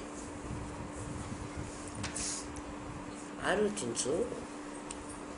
ఇప్పటి నుంచే నువ్వు రెడీగా 4 గంటలు నేను చేసుకోమన్నాను కదా, ఇవాళ 4 గంటలు వద్దు, 10 నిమిషాలే చేయి. రేపటి నుంచి 20 నిమిషాలు ధ్యానం చేయవాకు, కళ్ళు మూసుకొని కూర్చోబాకు. ఇప్పుడు నేను చెప్తున్న పని చేయి. కర్మసు కౌశలం, బుద్ధి యోగాన్ని అవలంబించు. ఏమిటి నాకు లాభం అన్నావా? ఉభే సుకృత దుష్కృతై జహాతీతి. నీకు పాపం పుణ్యం అనే 2 బంధనాల నుంచి నువ్వు బయటపడిపోతావు. ఆ బంధనాలు నిన్ను దాంట్లో కట్టేస్తాయి. దేంట్లో? ఆ జనన మరణ చక్రంలో. ఆ చక్రంలో పడకుండా నువ్వు బయటికి రావాలంటే నువ్వు ఈ పనే చెయ్యి. జనన మరణ చక్రంలో నువ్వు పడడానికి వీల్లేదు అర్జున. నువ్వు బయటపడాలంటే ఈ పని చెయ్యి. ఇప్పటి వరకు చెయ్యలే, ఎందుకంటే ఇప్పటి వరకు నువ్వు వైశ్యుడుగా ఉన్నావు. క్షత్రియుడుగా ఉండటం నువ్వు ఈ ప్రయత్నం చెయ్యటం. బ్రాహ్మణుడు నువ్వు కావాలి. నువ్వు బ్రాహ్మణ వంశంలో పుట్టినంత మాత్రాన బ్రాహ్మణుడివి, క్షత్రియ వంశంలో పుట్టినంత మాత్రాన క్షత్రియుడివి కాదు. నేను చెప్పే ముందే నీకు కర్మ ఈ కులాలన్నీ ఎట్లా ఉన్నాయి? చాతుర్వర్ణ్యం మయా సృష్టం గుణకర్మ విభాగ సహా. నీ గుణం నుంచి నీ కర్మ నుంచి నేను అది వేరు చేసి నా కులంలో పెట్టా. అంతేకాని జన్మతో నీకు ఆ కులం కాదు. నువ్వు జన్మనా విప్రుడివి కాదు. విప్రుడు అంటే వేదం చదువుకుంటేనే విప్రత్వం రావాలి నీకు. నువ్వు బ్రహ్మ బంధువువి, బ్రాహ్మణుడికి బంధువువి. నువ్వు బ్రాహ్మణుడివి కాదు. అంటే ఎవడు నీ బ్రాహ్మణుడు? మీ కులంలో మీ ముత్తాత ఎవడో బ్రహ్మజ్ఞానం పొంది ఉంటాడు. వాడికి కొడుకై పుట్టంగానే నీకు ఆ క్వాలిఫికేషన్ వచ్చింది అనుకున్నావు. నీకు బ్రాహ్మణి అని చెప్పుకుంటే అర్హత లేదు పోమన్నాడు. ప్రతివాడు కూడా వైజంక్షన్లో ఉన్న ప్రతివాడు వైశ్యుడే, జన్మనా శూద్రుడు కదా. కొంచెం పెరిగి వాడు కర్మణా వైశ్యుడైనాడు. క్షత్రియుడు నువ్వు ఇప్పుడు కావాలి. ప్రయత్నం చేస్తే క్షత్రియుడు అవుతావు. అందుకే ధనంజయ అంటున్నాడు, క్షత్రియుడైన వాడు బ్రాహ్మణుడు అవుతాడు. ఎందుకంటే జిజ్ఞాసి జ్ఞాని అవుతాడు. ఆర్తో అర్థార్థి జ్ఞాని అయ్యే అవకాశం లేదు. మనం ఆలోచించు అర్జున. యుజ్యస్వ, దానికి ప్రయత్నం చెయ్యి, సిద్ధపడు ఆ పని చేయటానికి. అంతకుముందు నీకేం కావాలి? నిష్కామ కర్మ ద్వారా చిత్తశుద్ధి ఏర్పడాలి. చిత్తశుద్ధి ఏర్పడకపోతే జ్ఞానం కరగదు. దానికి ఉదాహరణ ఏం చెప్తున్నాడు? నీ జ్ఞానం కలగాలంటే నీళ్లలో రాయి పడకూడదు. రాయి పడ్డది అంటే నీళ్లు చెలిస్తాయి. చెలించిన దాంట్లో బింబం కరెక్ట్గా పడదు. అందుకని చెలించకుండా ఉండాలంటే నీకే తెలుసు నీ మనసు చెలించిందా చెలించలేదా అని. కూర్చొని ఆలోచన చేయి. నువ్వు మనసు చెలించకుండా ఉన్నదా? ఏదైనా ఒక రాయి వేసుకున్నావా? ఒక రాయి వేసుకున్నావంటే విషయం వేసుకున్నావంటే అయిపోయి చెల్లిస్తుంది. అది పెద్ద విషయం అయితే పెద్దగా చెల్లిస్తుంది, చిన్న విషయం అయితే చిన్నగా చెల్లిస్తుంది. తర్వాత చెప్పబోతాడు అదే. ధ్యాయతో విషయాన్ పుంసాన్ సంగస్తేషు ఉపజాయతే. అర్జున, విషయాలు పెద్దవి చిన్నవి ఎప్పుడవుతాయి? అది 60, 61లోనూ వస్తుంది ఆ శ్లోకం. అది వచ్చినప్పుడు చెప్తాను. నీ బుద్ధియోగం అంటే నీ మనస్సుతోనే కేవలం, ఇంకా శరీరంతో పనే లేదు. నువ్వు ఉపవాసం ఉండక్కర్లేదు, నువ్వు ప్రాణాయామాలు చేయక్కర్లేదు, నువ్వు శ్వాస మీద ధ్యాస పెట్టక్కర్లేదు, నువ్వు సూర్య నమస్కారాలు చేయక్కర్లేదు, శరీరాన్ని కృషింపజేయక్కర్లేదు, ఏం చెయ్యొద్దు.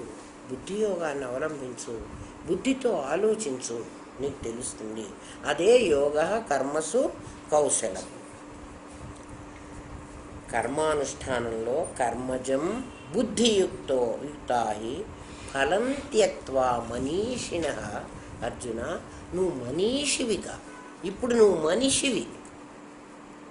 మనిషి అంటే ఏమిటి? మనుష్యత్వం నీ శరీరానికి ఒక ధర్మం. నువ్వు జంతువువే. అసలు జంతువులోనే నువ్వు మనిషి ఎందుకైనావు అంటే పశుత్వం నుంచి మానవత్వం నీకు వచ్చింది. పశువుకి అవతలి వాడికి బాధ కలుగుతుంది అన్నటువంటి భావన కలగదు.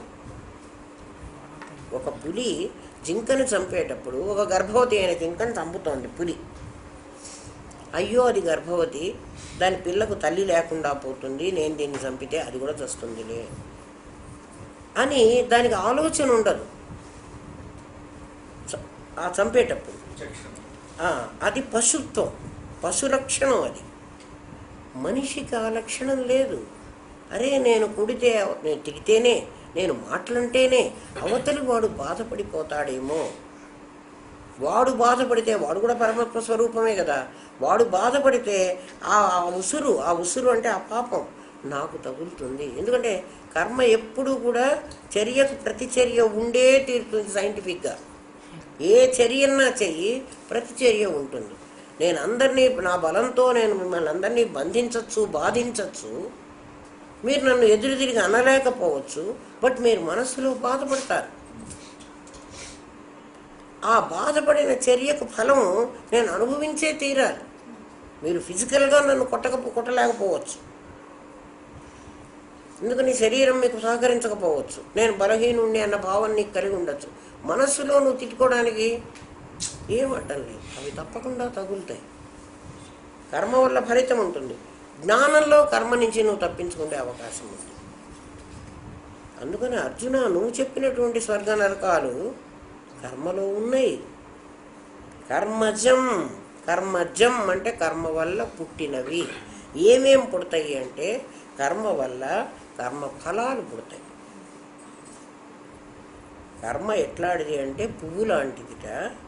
పువ్వు కాయగా మారుతుంది. ఎప్పుడు మారుతుంది? ఒక కాలంలో మారాలి. పువ్వు కాయగా మారాలంటే ఇప్పుడు పువ్వు పూసి రేపే కాయ అయిపోతుందా? కాదు. కాయ కావడానికి కొంత టైం తీసుకుంటుంది. అట్లా కర్మ ఫలితాన్ని ఇవ్వడానికి కొంత టైం తీసుకుంటుంది. కొన్ని కర్మలు ఇమీడియట్గా ఫలిస్తాయి. సైనైడ్ ఉంది, సైనైడ్ నాలుగు మీద వేసుకున్నాను అనుకో, ఎస్ అని రాసి ఇంకో తర్వాత అక్షరం రాయడానికి ఎవడు బతకటలేదు. అది స్వీటా, అది సోరా అర్థం కాక చస్తున్నాడు. ఇంకోటి వేసుకోవాలంటే వాడు ఇప్పుడు ఎస్ రాయకుండా తర్వాత అక్షరం రాయాలి. ఎవడు ధైర్యం చేయటల్లా. సైనైడ్ ఎట్లుంటుందో తెలియదు మరి. అంటే కొన్ని కర్మలు అట్లా ఇమీడియట్ ఫలితం ఇస్తాయి. మనం చేయగానే దాని ఫలం అనుభవించాలి.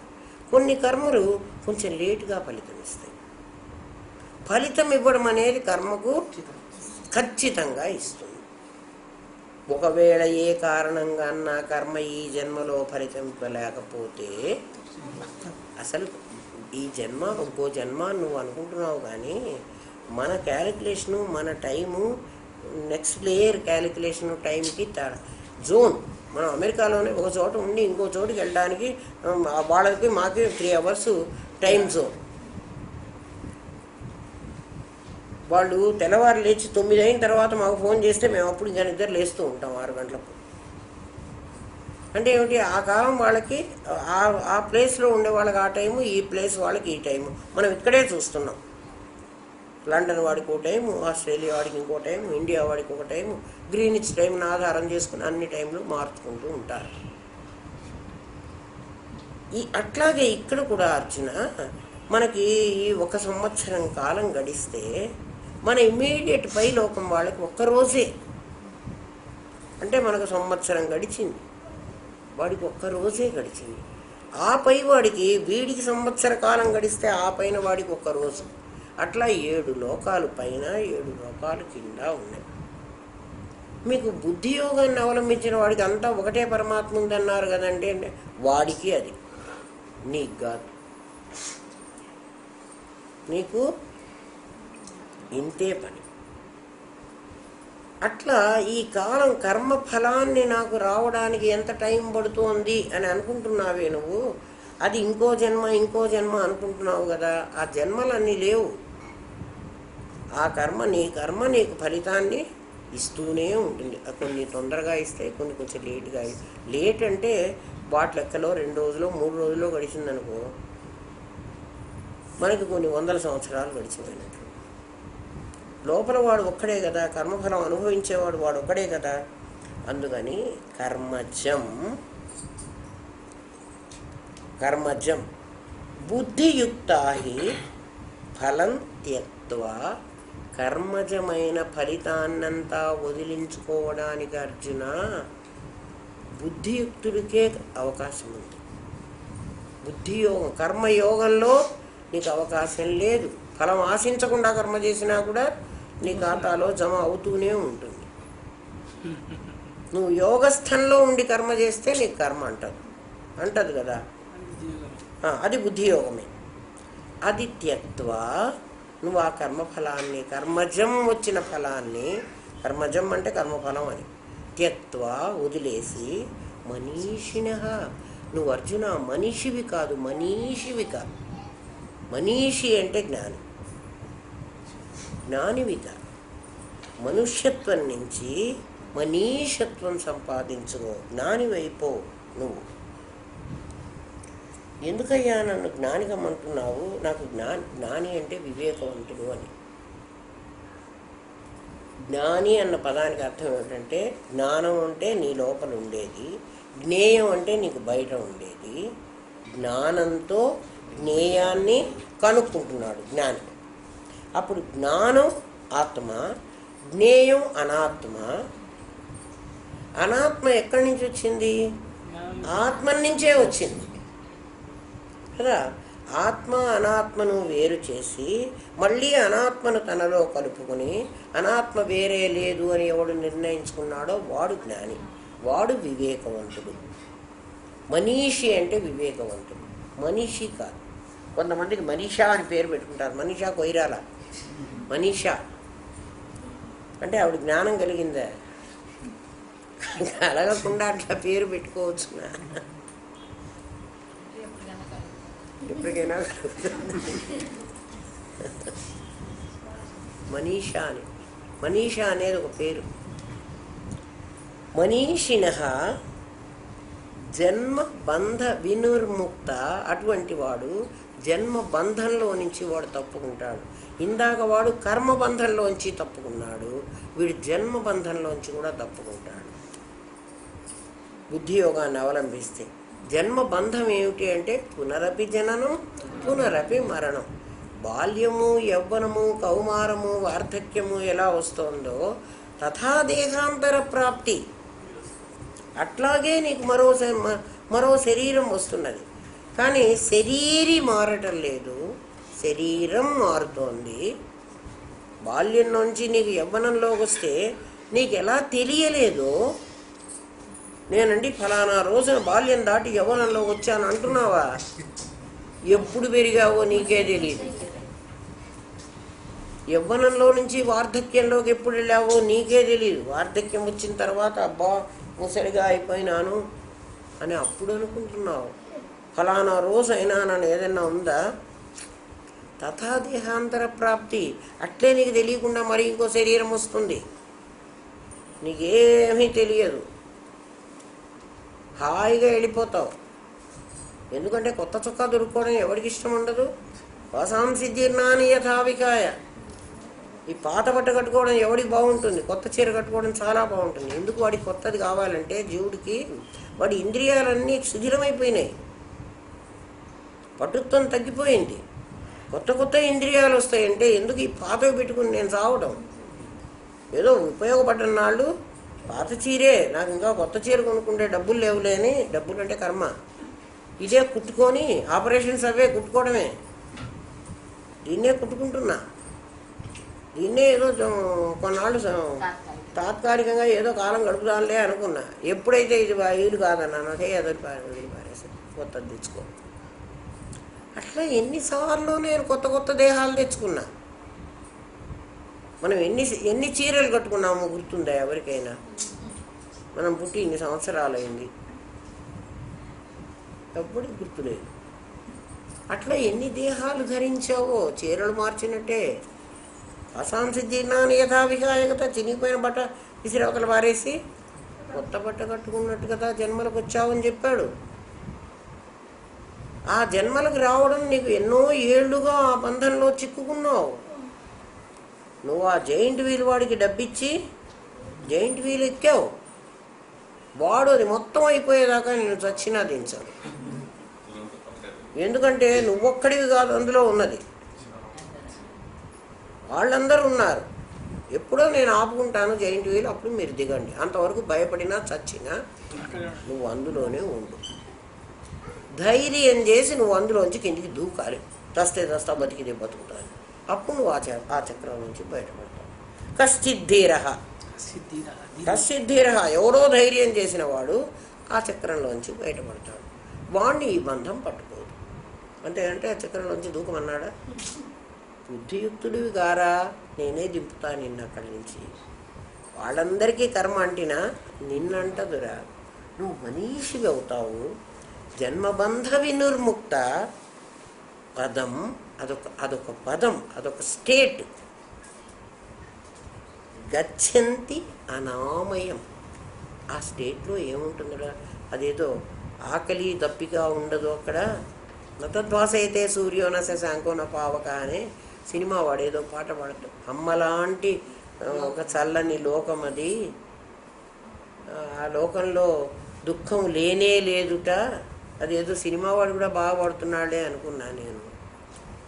అమ్మలాంటి కమ్మనేది లోకం ఒకటే ఉన్నది, ఆకలి ఆ లోకంలో లేనే లేదుట. ఆ తమ్ముడికి అక్క పాడుతూ ఉంటుంది, ఒక తల్లిదండ్రులు లేరో ఏదో సంథింగ్ జరిగి ఉంటుంది ఆ పిల్లకి. ఆ పిల్ల ఏడుస్తుంటే ఆకలి నీకు కాదు, ఆ లోకానికి పోదాము అని చెప్తూ ఉంటుంది ఆ అక్క. బాగానే తెలిసిందే, సినిమా కవులు కూడా బాగా రాస్తుంటారు అప్పుడప్పుడు. ఎవరు రాశారో అంత నాకు తెలియదు, కానీ అంత నాలెడ్జ్ ఉండదు.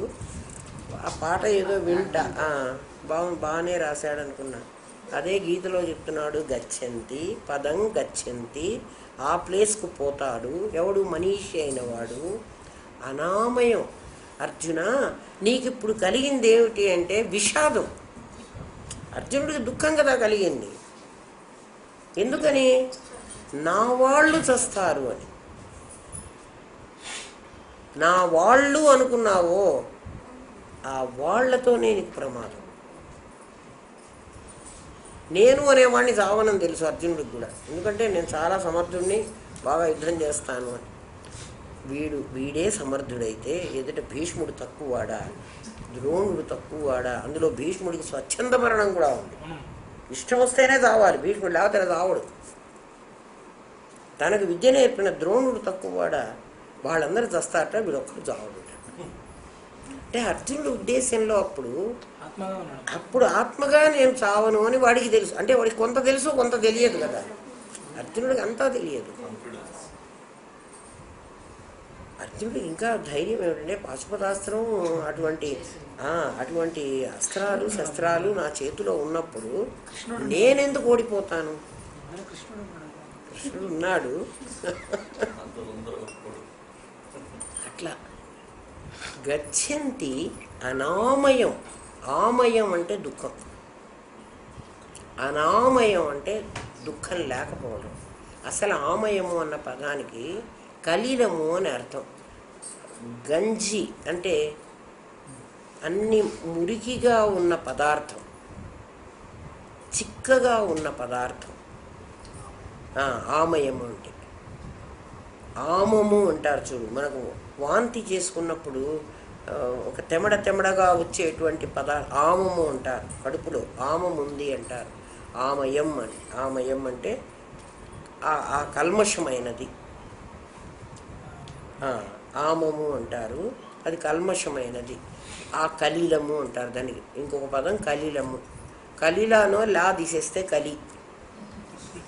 ఇప్పుడు ఈ కలియుగం అంటున్నామే, ఇదంతా మాలిన్యంతో ఉంది. దీంట్లో అసనము శిశనము తప్ప రెండు లేవుడు. కలిపురుషుడు అట్లాగే మర్మావయవాన్ని పట్టుకొని నోరు తెరుచుకొని తినుకుంటూ వచ్చాట. వాడికి ఆ రెండే అవయవాలు, ఇంద్రియాలు. తిండి తినటం, సంతానాన్ని కనడం. సంతానాన్ని కూడా కాదు, సంతానం కనాలన్న ఉద్దేశం కూడా కాదు వాడికి. అంతే, రెండే ఇంద్రియాలు పనిచేస్తాయిట కలియుగంలో. అందుకని కలి ఇది. కలి అంటే కలిలము, ఆమయము. దానికే సంస్కృతంలో ఇంకో పదం ఆమయము. ఆమయం అంటే ఏమిటి? దుఃఖం. అర్జున నువ్వు వెళ్ళేటువంటిది నిరామయం, దుఃఖం అసలు అక్కడ ఉండదు. అటువంటి చోటు పదం గచ్చంతి. నీవు అనలే, మనీషిణ. మనీషి అయిన వాడు ఆ పదవానికి వెళతాడు. అది ఎక్కడుంది? నిన్న థ్రెడ్లో, బట్టలో థ్రెడ్ ఎక్కడుందో అక్కడుంది. బట్టలో థ్రెడ్ ఎక్కడుంది? అంతటా ఉంది.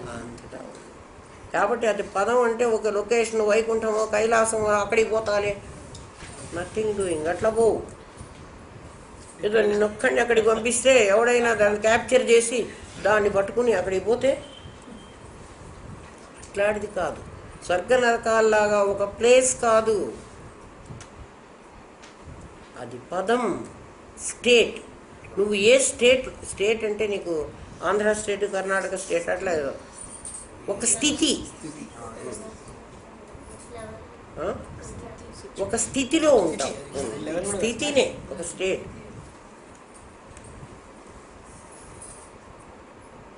వాడు వాడు దాంట్లో ఉన్నాడురా.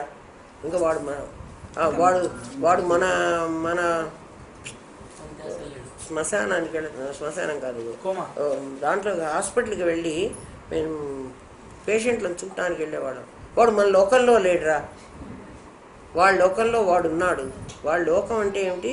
వాడు వెళ్ళబోయే స్టేట్ని గురించి వాడు ఆలోచించుకుంటున్నాడు, ఆ స్థితిని గురించి. అర్జున, నువ్వు ఈ స్థితిలోకి వెళతావురా నాయన. ఆ స్థితిలో ఆమయం కొంచెం కూడా లేదు. ఆమయం ఇప్పుడు కలి అంటే 2 అవయవాలు ఉన్నాయి, వాటితోనే పనిచేస్తున్నాడు అన్నాడు. అవి కాకపోతే 5 అవయవాలు ఉండేవి. 5 జ్ఞానేంద్రియాలు, 5 కర్మేంద్రియాలు. ఎవరికైనా నమస్కారం పెడుతున్నామంటే అర్థం ఏమిటి నాయన? ఈ 5 కూడా మనస్సుతో సహా చేర్చి మనస్సు ఏకాదశ ఇంద్రియం. మనశ్షష్ఠాని ఇంద్రియాణి అంటాడు. షష్ఠాని ఇంద్రియం అంటే 5 జ్ఞానేంద్రియాలతో పాటు మనస్సు కూడా కలిపాడు. అది 6వది. షష్ఠాని ఇంద్రియాణి.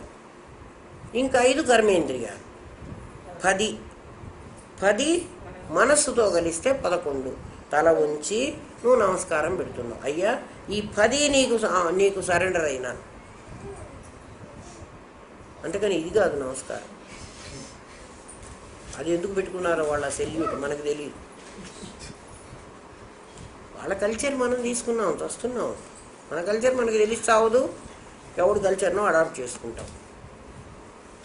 ఇది తెలియదు, అది అర్థం కాదు.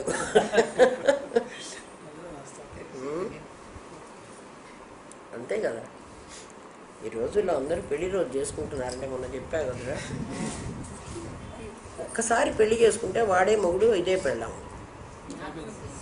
జ్ఞాపకం చేసుకుంటున్నావు అంటే నువ్వు మర్చిపోతున్నావు అని అర్థం కదా.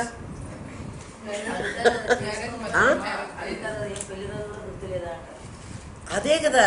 ఎందుకు పెళ్లి రోజు మళ్ళీ గుర్తు చేసుకుని నువ్వు ఎందుకు చేయాలి?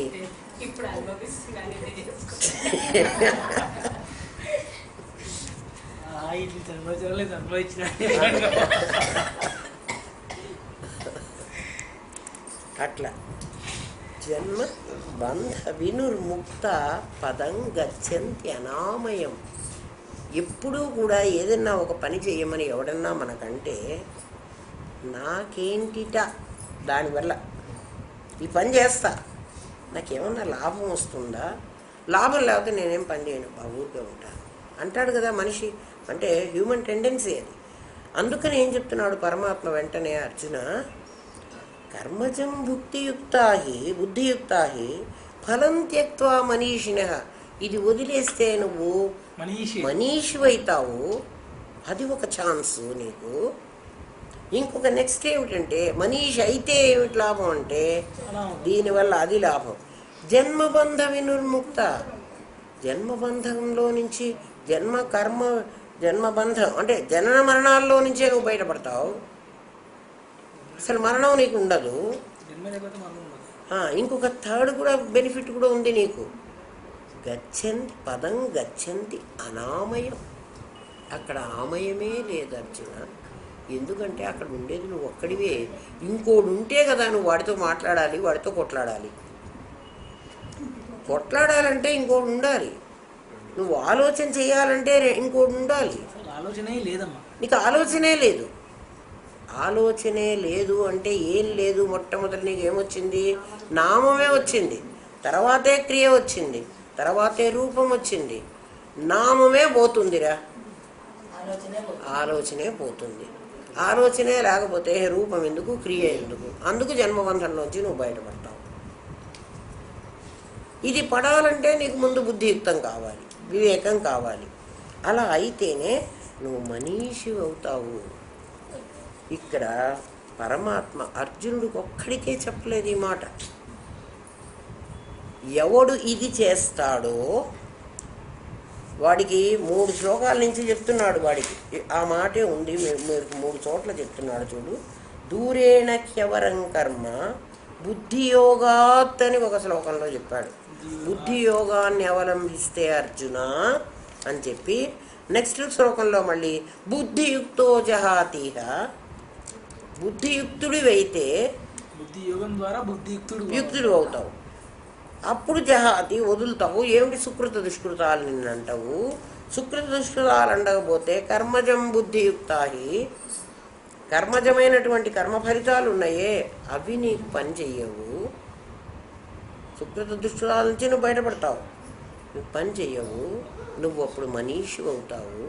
మనీషి అవుతే జన్మ బంధంలో నుంచి నువ్వు జనన మరణ బంధంలో చిక్కుకోవు. నస పునరావర్తతే, నువ్వు మళ్ళీ రాక్కర్లేదు అర్జున. మళ్ళీ రాక్కర్లేదు అని ఎట్లా అష్యూరెన్స్ ఇస్తున్నాడంటే, నీకు ఆలోచన వస్తేనే సంకల్పం కలుగుతుంది. సంకల్పం కలిగితేనే అనుభవించాలి అన్నటువంటి కోరిక కలుగుతుంది. కోరిక కలిగితేనే శరీరాన్ని తీసుకుంటావు.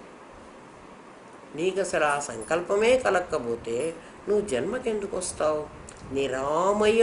నిరామయమైన చోటు ఒకటి ఉంది అర్జున. అదేమిటంటే న తద్భాసయతే సూర్యో న శశాంకో న పావకః యద్గత్వా న నివర్తంతే.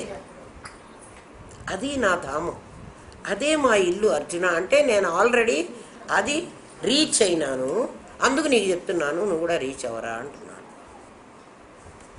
తద్ధామ పరమం మమ అన్నాడు కదా అర్జునుడికి. మమను వదిలేయమని చెప్పాడు.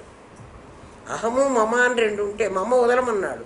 ఇప్పుడు తద్ధామ పరమం మమ అంటున్నాడు కదా, అది నాది అంటున్నాడు కదా. అంటే నా ధామము అది. నా ధామం ఎట్లాంటిది అంటే ఎవడొస్తే వాడింకెళ్ళడు, వాడు మళ్ళీ జన్మకెళ్ళడు. పుణ్యం చేసుకున్నవాడు మళ్ళీ జన్మకెళ్తాడు.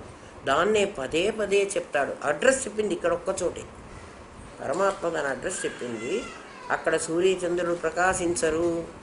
ఎందుకంటే సూర్యచంద్రులు కూడా గ్రహాలు నక్షత్రాలు అన్నీ ముక్కలే. నా ముక్కలు అయిన తర్వాత వచ్చినాయి కదా. సూర్యుడు ఓ ముక్క, సోలార్ సిస్టంలో భూమి ఇంకో ముక్క, ఆ భూమిలోంచి పగిలిన ముక్క ఇంకోటి చంద్రుడు ముక్క కదా. అయితే అన్ని ముక్కలు ఎట్లా ఉన్నాయి? పూర్ణమదం పూర్ణమిదం. పాదరసం పగలగొట్టుకో తెలిసిపోతుంది. చిన్నదైనా పెద్దదైనా పూర్ణమే. అందుకని అర్జున గచ్చంతి అనామయం, ఎవడైతే గచ్చంతి అక్కడికి పోతాడో అనామయమైనటువంటి ఆ ప్రదేశానికి, వాడు నస పునరావర్తతే, వాడు మళ్ళీ రాడు. మరి ఎవడు పునరావర్తతే? ఆ బ్రహ్మభువనాల్లోక, బ్రహ్మలోకం మొదలు ఈ భువనాలన్నిటికీ ఎక్కడికి వెళ్ళినా మళ్ళీ మన కొంపకే రావాలి. ఎప్పుడు? నేను ఇక్కడి నుంచి ఢిల్లీకో వెళ్ళాను రా, డబ్బులు తీసుకుని వెళ్ళాను. నా దగ్గర డబ్బులు ఉన్నంత వరకు 5 స్టార్ హోటల్లో ఉన్నాను.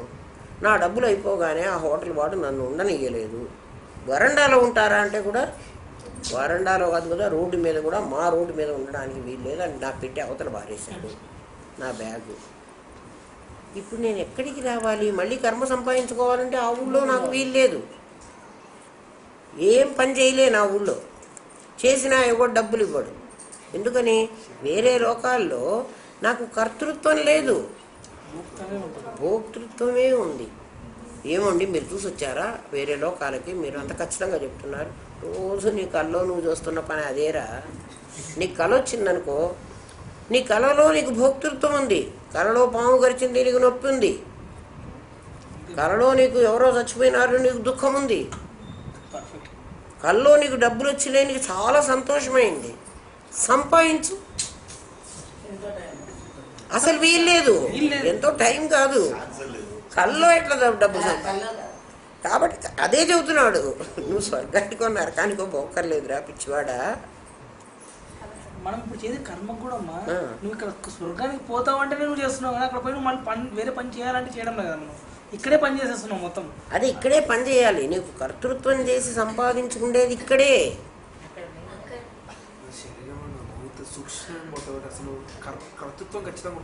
భోక్తృత్వం ఉంటుంది, ఎందుకంటే మనస్సు ఉంది కదా. ఇప్పుడు కళలో కూడా నీకు స్థూల శరీరం లేదు, ఆభాస శరీరమే ఉంది. నీలాంటిదే ఇంకోటి కనపడుతున్నది. నీ స్థూల శరీరం బెడ్ మీద పడుకుంది, దోమతెరలో దుప్పట్లో. నువ్వు న్యూయార్క్లో కారులో తిరుగుతున్నావు, ఆ కారు కాస్త యాక్సిడెంట్ అయింది. అయ్యో నా కారంతా విరిగిపోయిందే అని ఏడుస్తున్నావు అక్కడ కూర్చొని. ఎక్కడ? కళ్ళలో. కాబట్టి భోక్తృత్వం ఉంది, కర్తృత్వం లేదు. కర్తృత్వం లేదు అంటే నీకై నువ్వు ఏం చెయ్యాలన్నా చేయలేవు. ఒకసారి వశిష్ఠుడు రాముడికి చెప్తాడు, రామ నీకు కళ వచ్చింది, కళలో ఒక రాజ్యం ఉంది, ఆ రాజ్యాన్ని ఒక రాజు పరిపాలిస్తున్నాడు, ఇంకొక రాజ్యాన్ని ఇంకొక రాజు పరిపాలిస్తున్నాడు. ఈ రాజు ఆ రాజ్యం మీదకి, రాజులు రాజ్యాలు అంటే వాళ్ళు దండయాత్రలకు పోతారు, ఆ దండయాత్రకు పోయి ఒక రాజు ఓడిపోయినాడు, ఒక రాజు గెలిచాడు. ఎందుకంటే యుద్ధం అంటూ జరిగితే ఇద్దరు గెలవరు కదా, ఒకడు గెలిచాడు ఒకడు ఓడిపోయినాడు. ఒకవేళ కళ ఓడిపోయిన రాజు నువ్వే, గెలిచిన రాజు నువ్వే, ఎందుకంటే నీ మానసిక స్థితే కదా అది.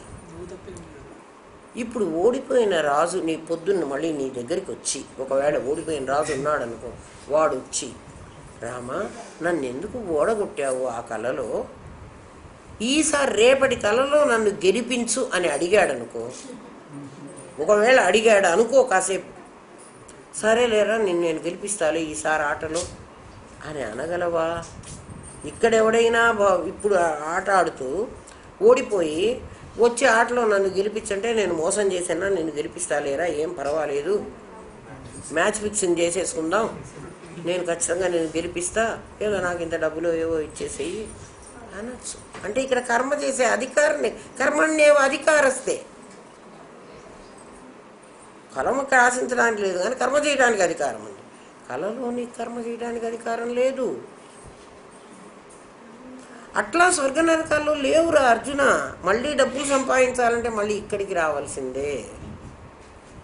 మరి ఇక్కడ కర్మ సంపాదించినట్టేమిటి, మళ్ళీ జన్మను అనుభవించరా? వద్దురా నాయన, నాకు ఇది విసుగు పుట్టింది, నేను ఇక కర్మ జన్మ నాకు వద్దంటే ఇది మార్గానికి రా. నీకు ఆప్షన్ ఇస్తున్నా కదా, నువ్వు అవైల్ చేసుకోకపోతే అది నీ కర్మ. కానీ నేనేం చెప్పకుండా పోలేదు కదురా. చెప్పడమే నా ధర్మం, వినకపోతే నీ కర్మ చెప్పాడు. పాపం కృష్ణ పరమాత్మ చెప్తున్నాడు, అర్జున ఆ బ్రహ్మభువనాల్లోక పునరావర్తినో అర్జున మాముపేత్యతు కౌంతేయ, మాముపేత్యతు కౌంతేయ అన్నాడు. ఇక్కడ చూడు, నువ్వు మా అత్త కొడుకు, అందుకని ఈ రహస్యం చెప్తున్నా, లేకపోతే ఎవడికి చెప్పను. ఇందాక పార్థ ధనంజయ అట్లా అంతా భారత ఎన్నెన్న అన్నాడు కదా అర్జున, మరి ఇక్కడ ఎందుకు కౌంతేయ అంటున్నాడు? ఎందుకు చెప్తున్నాను తెలిసిన, కుంటి కొడుకు కాబట్టి. కుంటి కొడుకు అంటే మా అత్త కొడుకు, అందుకని నాకు చాలా క్లోజ్. మనకి ఇష్టమైన వాళ్ళకి ఉపాయం, నా దగ్గరికి రావచ్చే ఉపాయం చెప్తా. మాముపేత్యతు కౌంతేయ, నన్ను పొందితే. చాలామంది దీన్ని ఎట్లా తప్పు అర్థం చెప్తారో చెప్తున్నా, లిటరల్ మీనింగ్ చెప్పి. కృష్ణుడిని ఇస్కాన్ వాళ్ళందరూ ఇదే చెప్తారు, కృష్ణుడు ఒక్కడే, ఇంకెవడన్నా నమ్మితే ఏం లాభం లేదు. అరే కృష్ణుడు అని చెప్పలేదు అక్కడ సెన్స్లో. వాళ్ళు ఏం చెప్తారంటమ్మా, ఇంకోటి రాముడు ఎప్పుడు నేను దేవుడు క్లెయిమ్ చేయలేదు కదా, కృష్ణుడు ఆయనకు ఒక్కడే ఆ గట్ ఫీలింగ్ ఉంది, అందుకే ఆయన ఒక్కడే దేవుడు అంటాడు. ఇక్కడ మామ్ అన్నాడు, ఎక్కడా కూడా కృష్ణ శబ్దం లేదు చూడు. భగవాను వాచ అంటాడు, కృష్ణ ఉవాచ అని అనడు. అర్జునుడికి ఇన్ని పేర్లు చెప్పాడు కానీ భగవాను వాచ అంటాడు.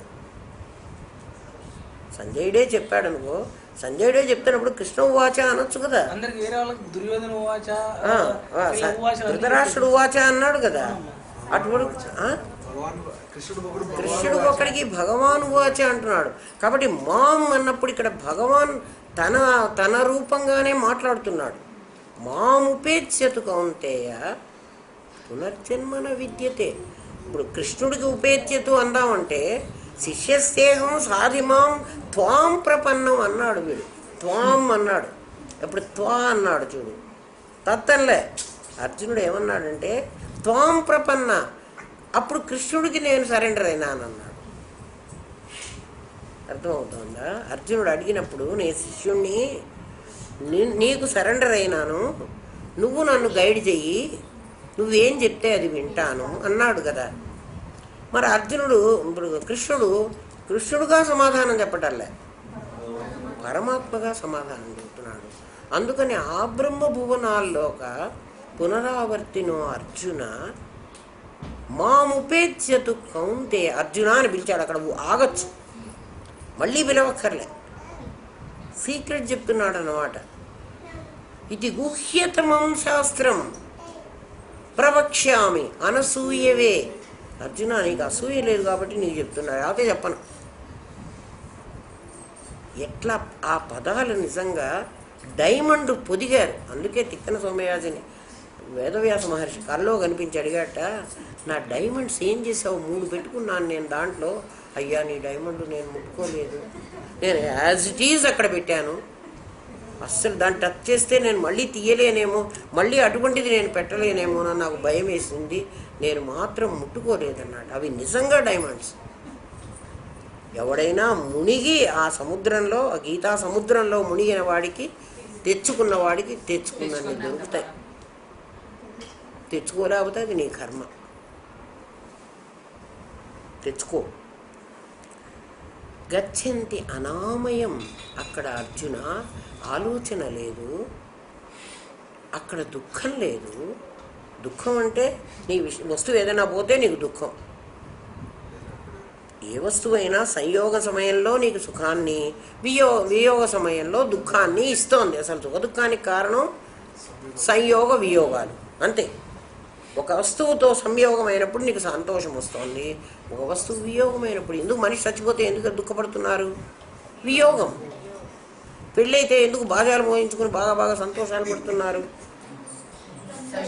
సంయోగం అంతే. సంయోగ కాలంలో సంతోషాన్ని, వియోగ కాలంలో దుఃఖాన్ని ఇస్తుంది. 51 అయిపోయింది, 52 ఏమ్మా. ఓం తత్సత్. స్వస్తి ప్రజాభ్య పరిపాలయంతాం న్యాయేన మార్గేణ మహిన్మహేష. గోబ్రాహ్మణేభ్య శుభమస్తు నిత్యం. లోకా సమస్తా సుఖినో భవంతు. ఓం పూర్ణమదః పూర్ణమిదం పూర్ణాత్ పూర్ణముదచ్యతే పూర్ణస్య పూర్ణమాదాయ పూర్ణమేవావశిష్యతే. ఓం శాంతి శాంతి శాంతి. ఓం నమో బ్రహ్మాదిభ్యో బ్రహ్మ విద్యా సాంప్రదాయ కర్తృభ్యో వంశ గురుభ్యో నమో మహద్భ్యః. సర్వోపద్రవరహిత ప్రజ్ఞానఘన ప్రత్యగర్థో బ్రహ్మైవహమస్మి బ్రహ్మైవహమస్మి బ్రహ్మైవహమస్మి. 51 అయింది కదా, ఇవాళ కూడా 2 శ్లోకాలు అయింది. పర్వాలేదు, అర్థమవుతుంది.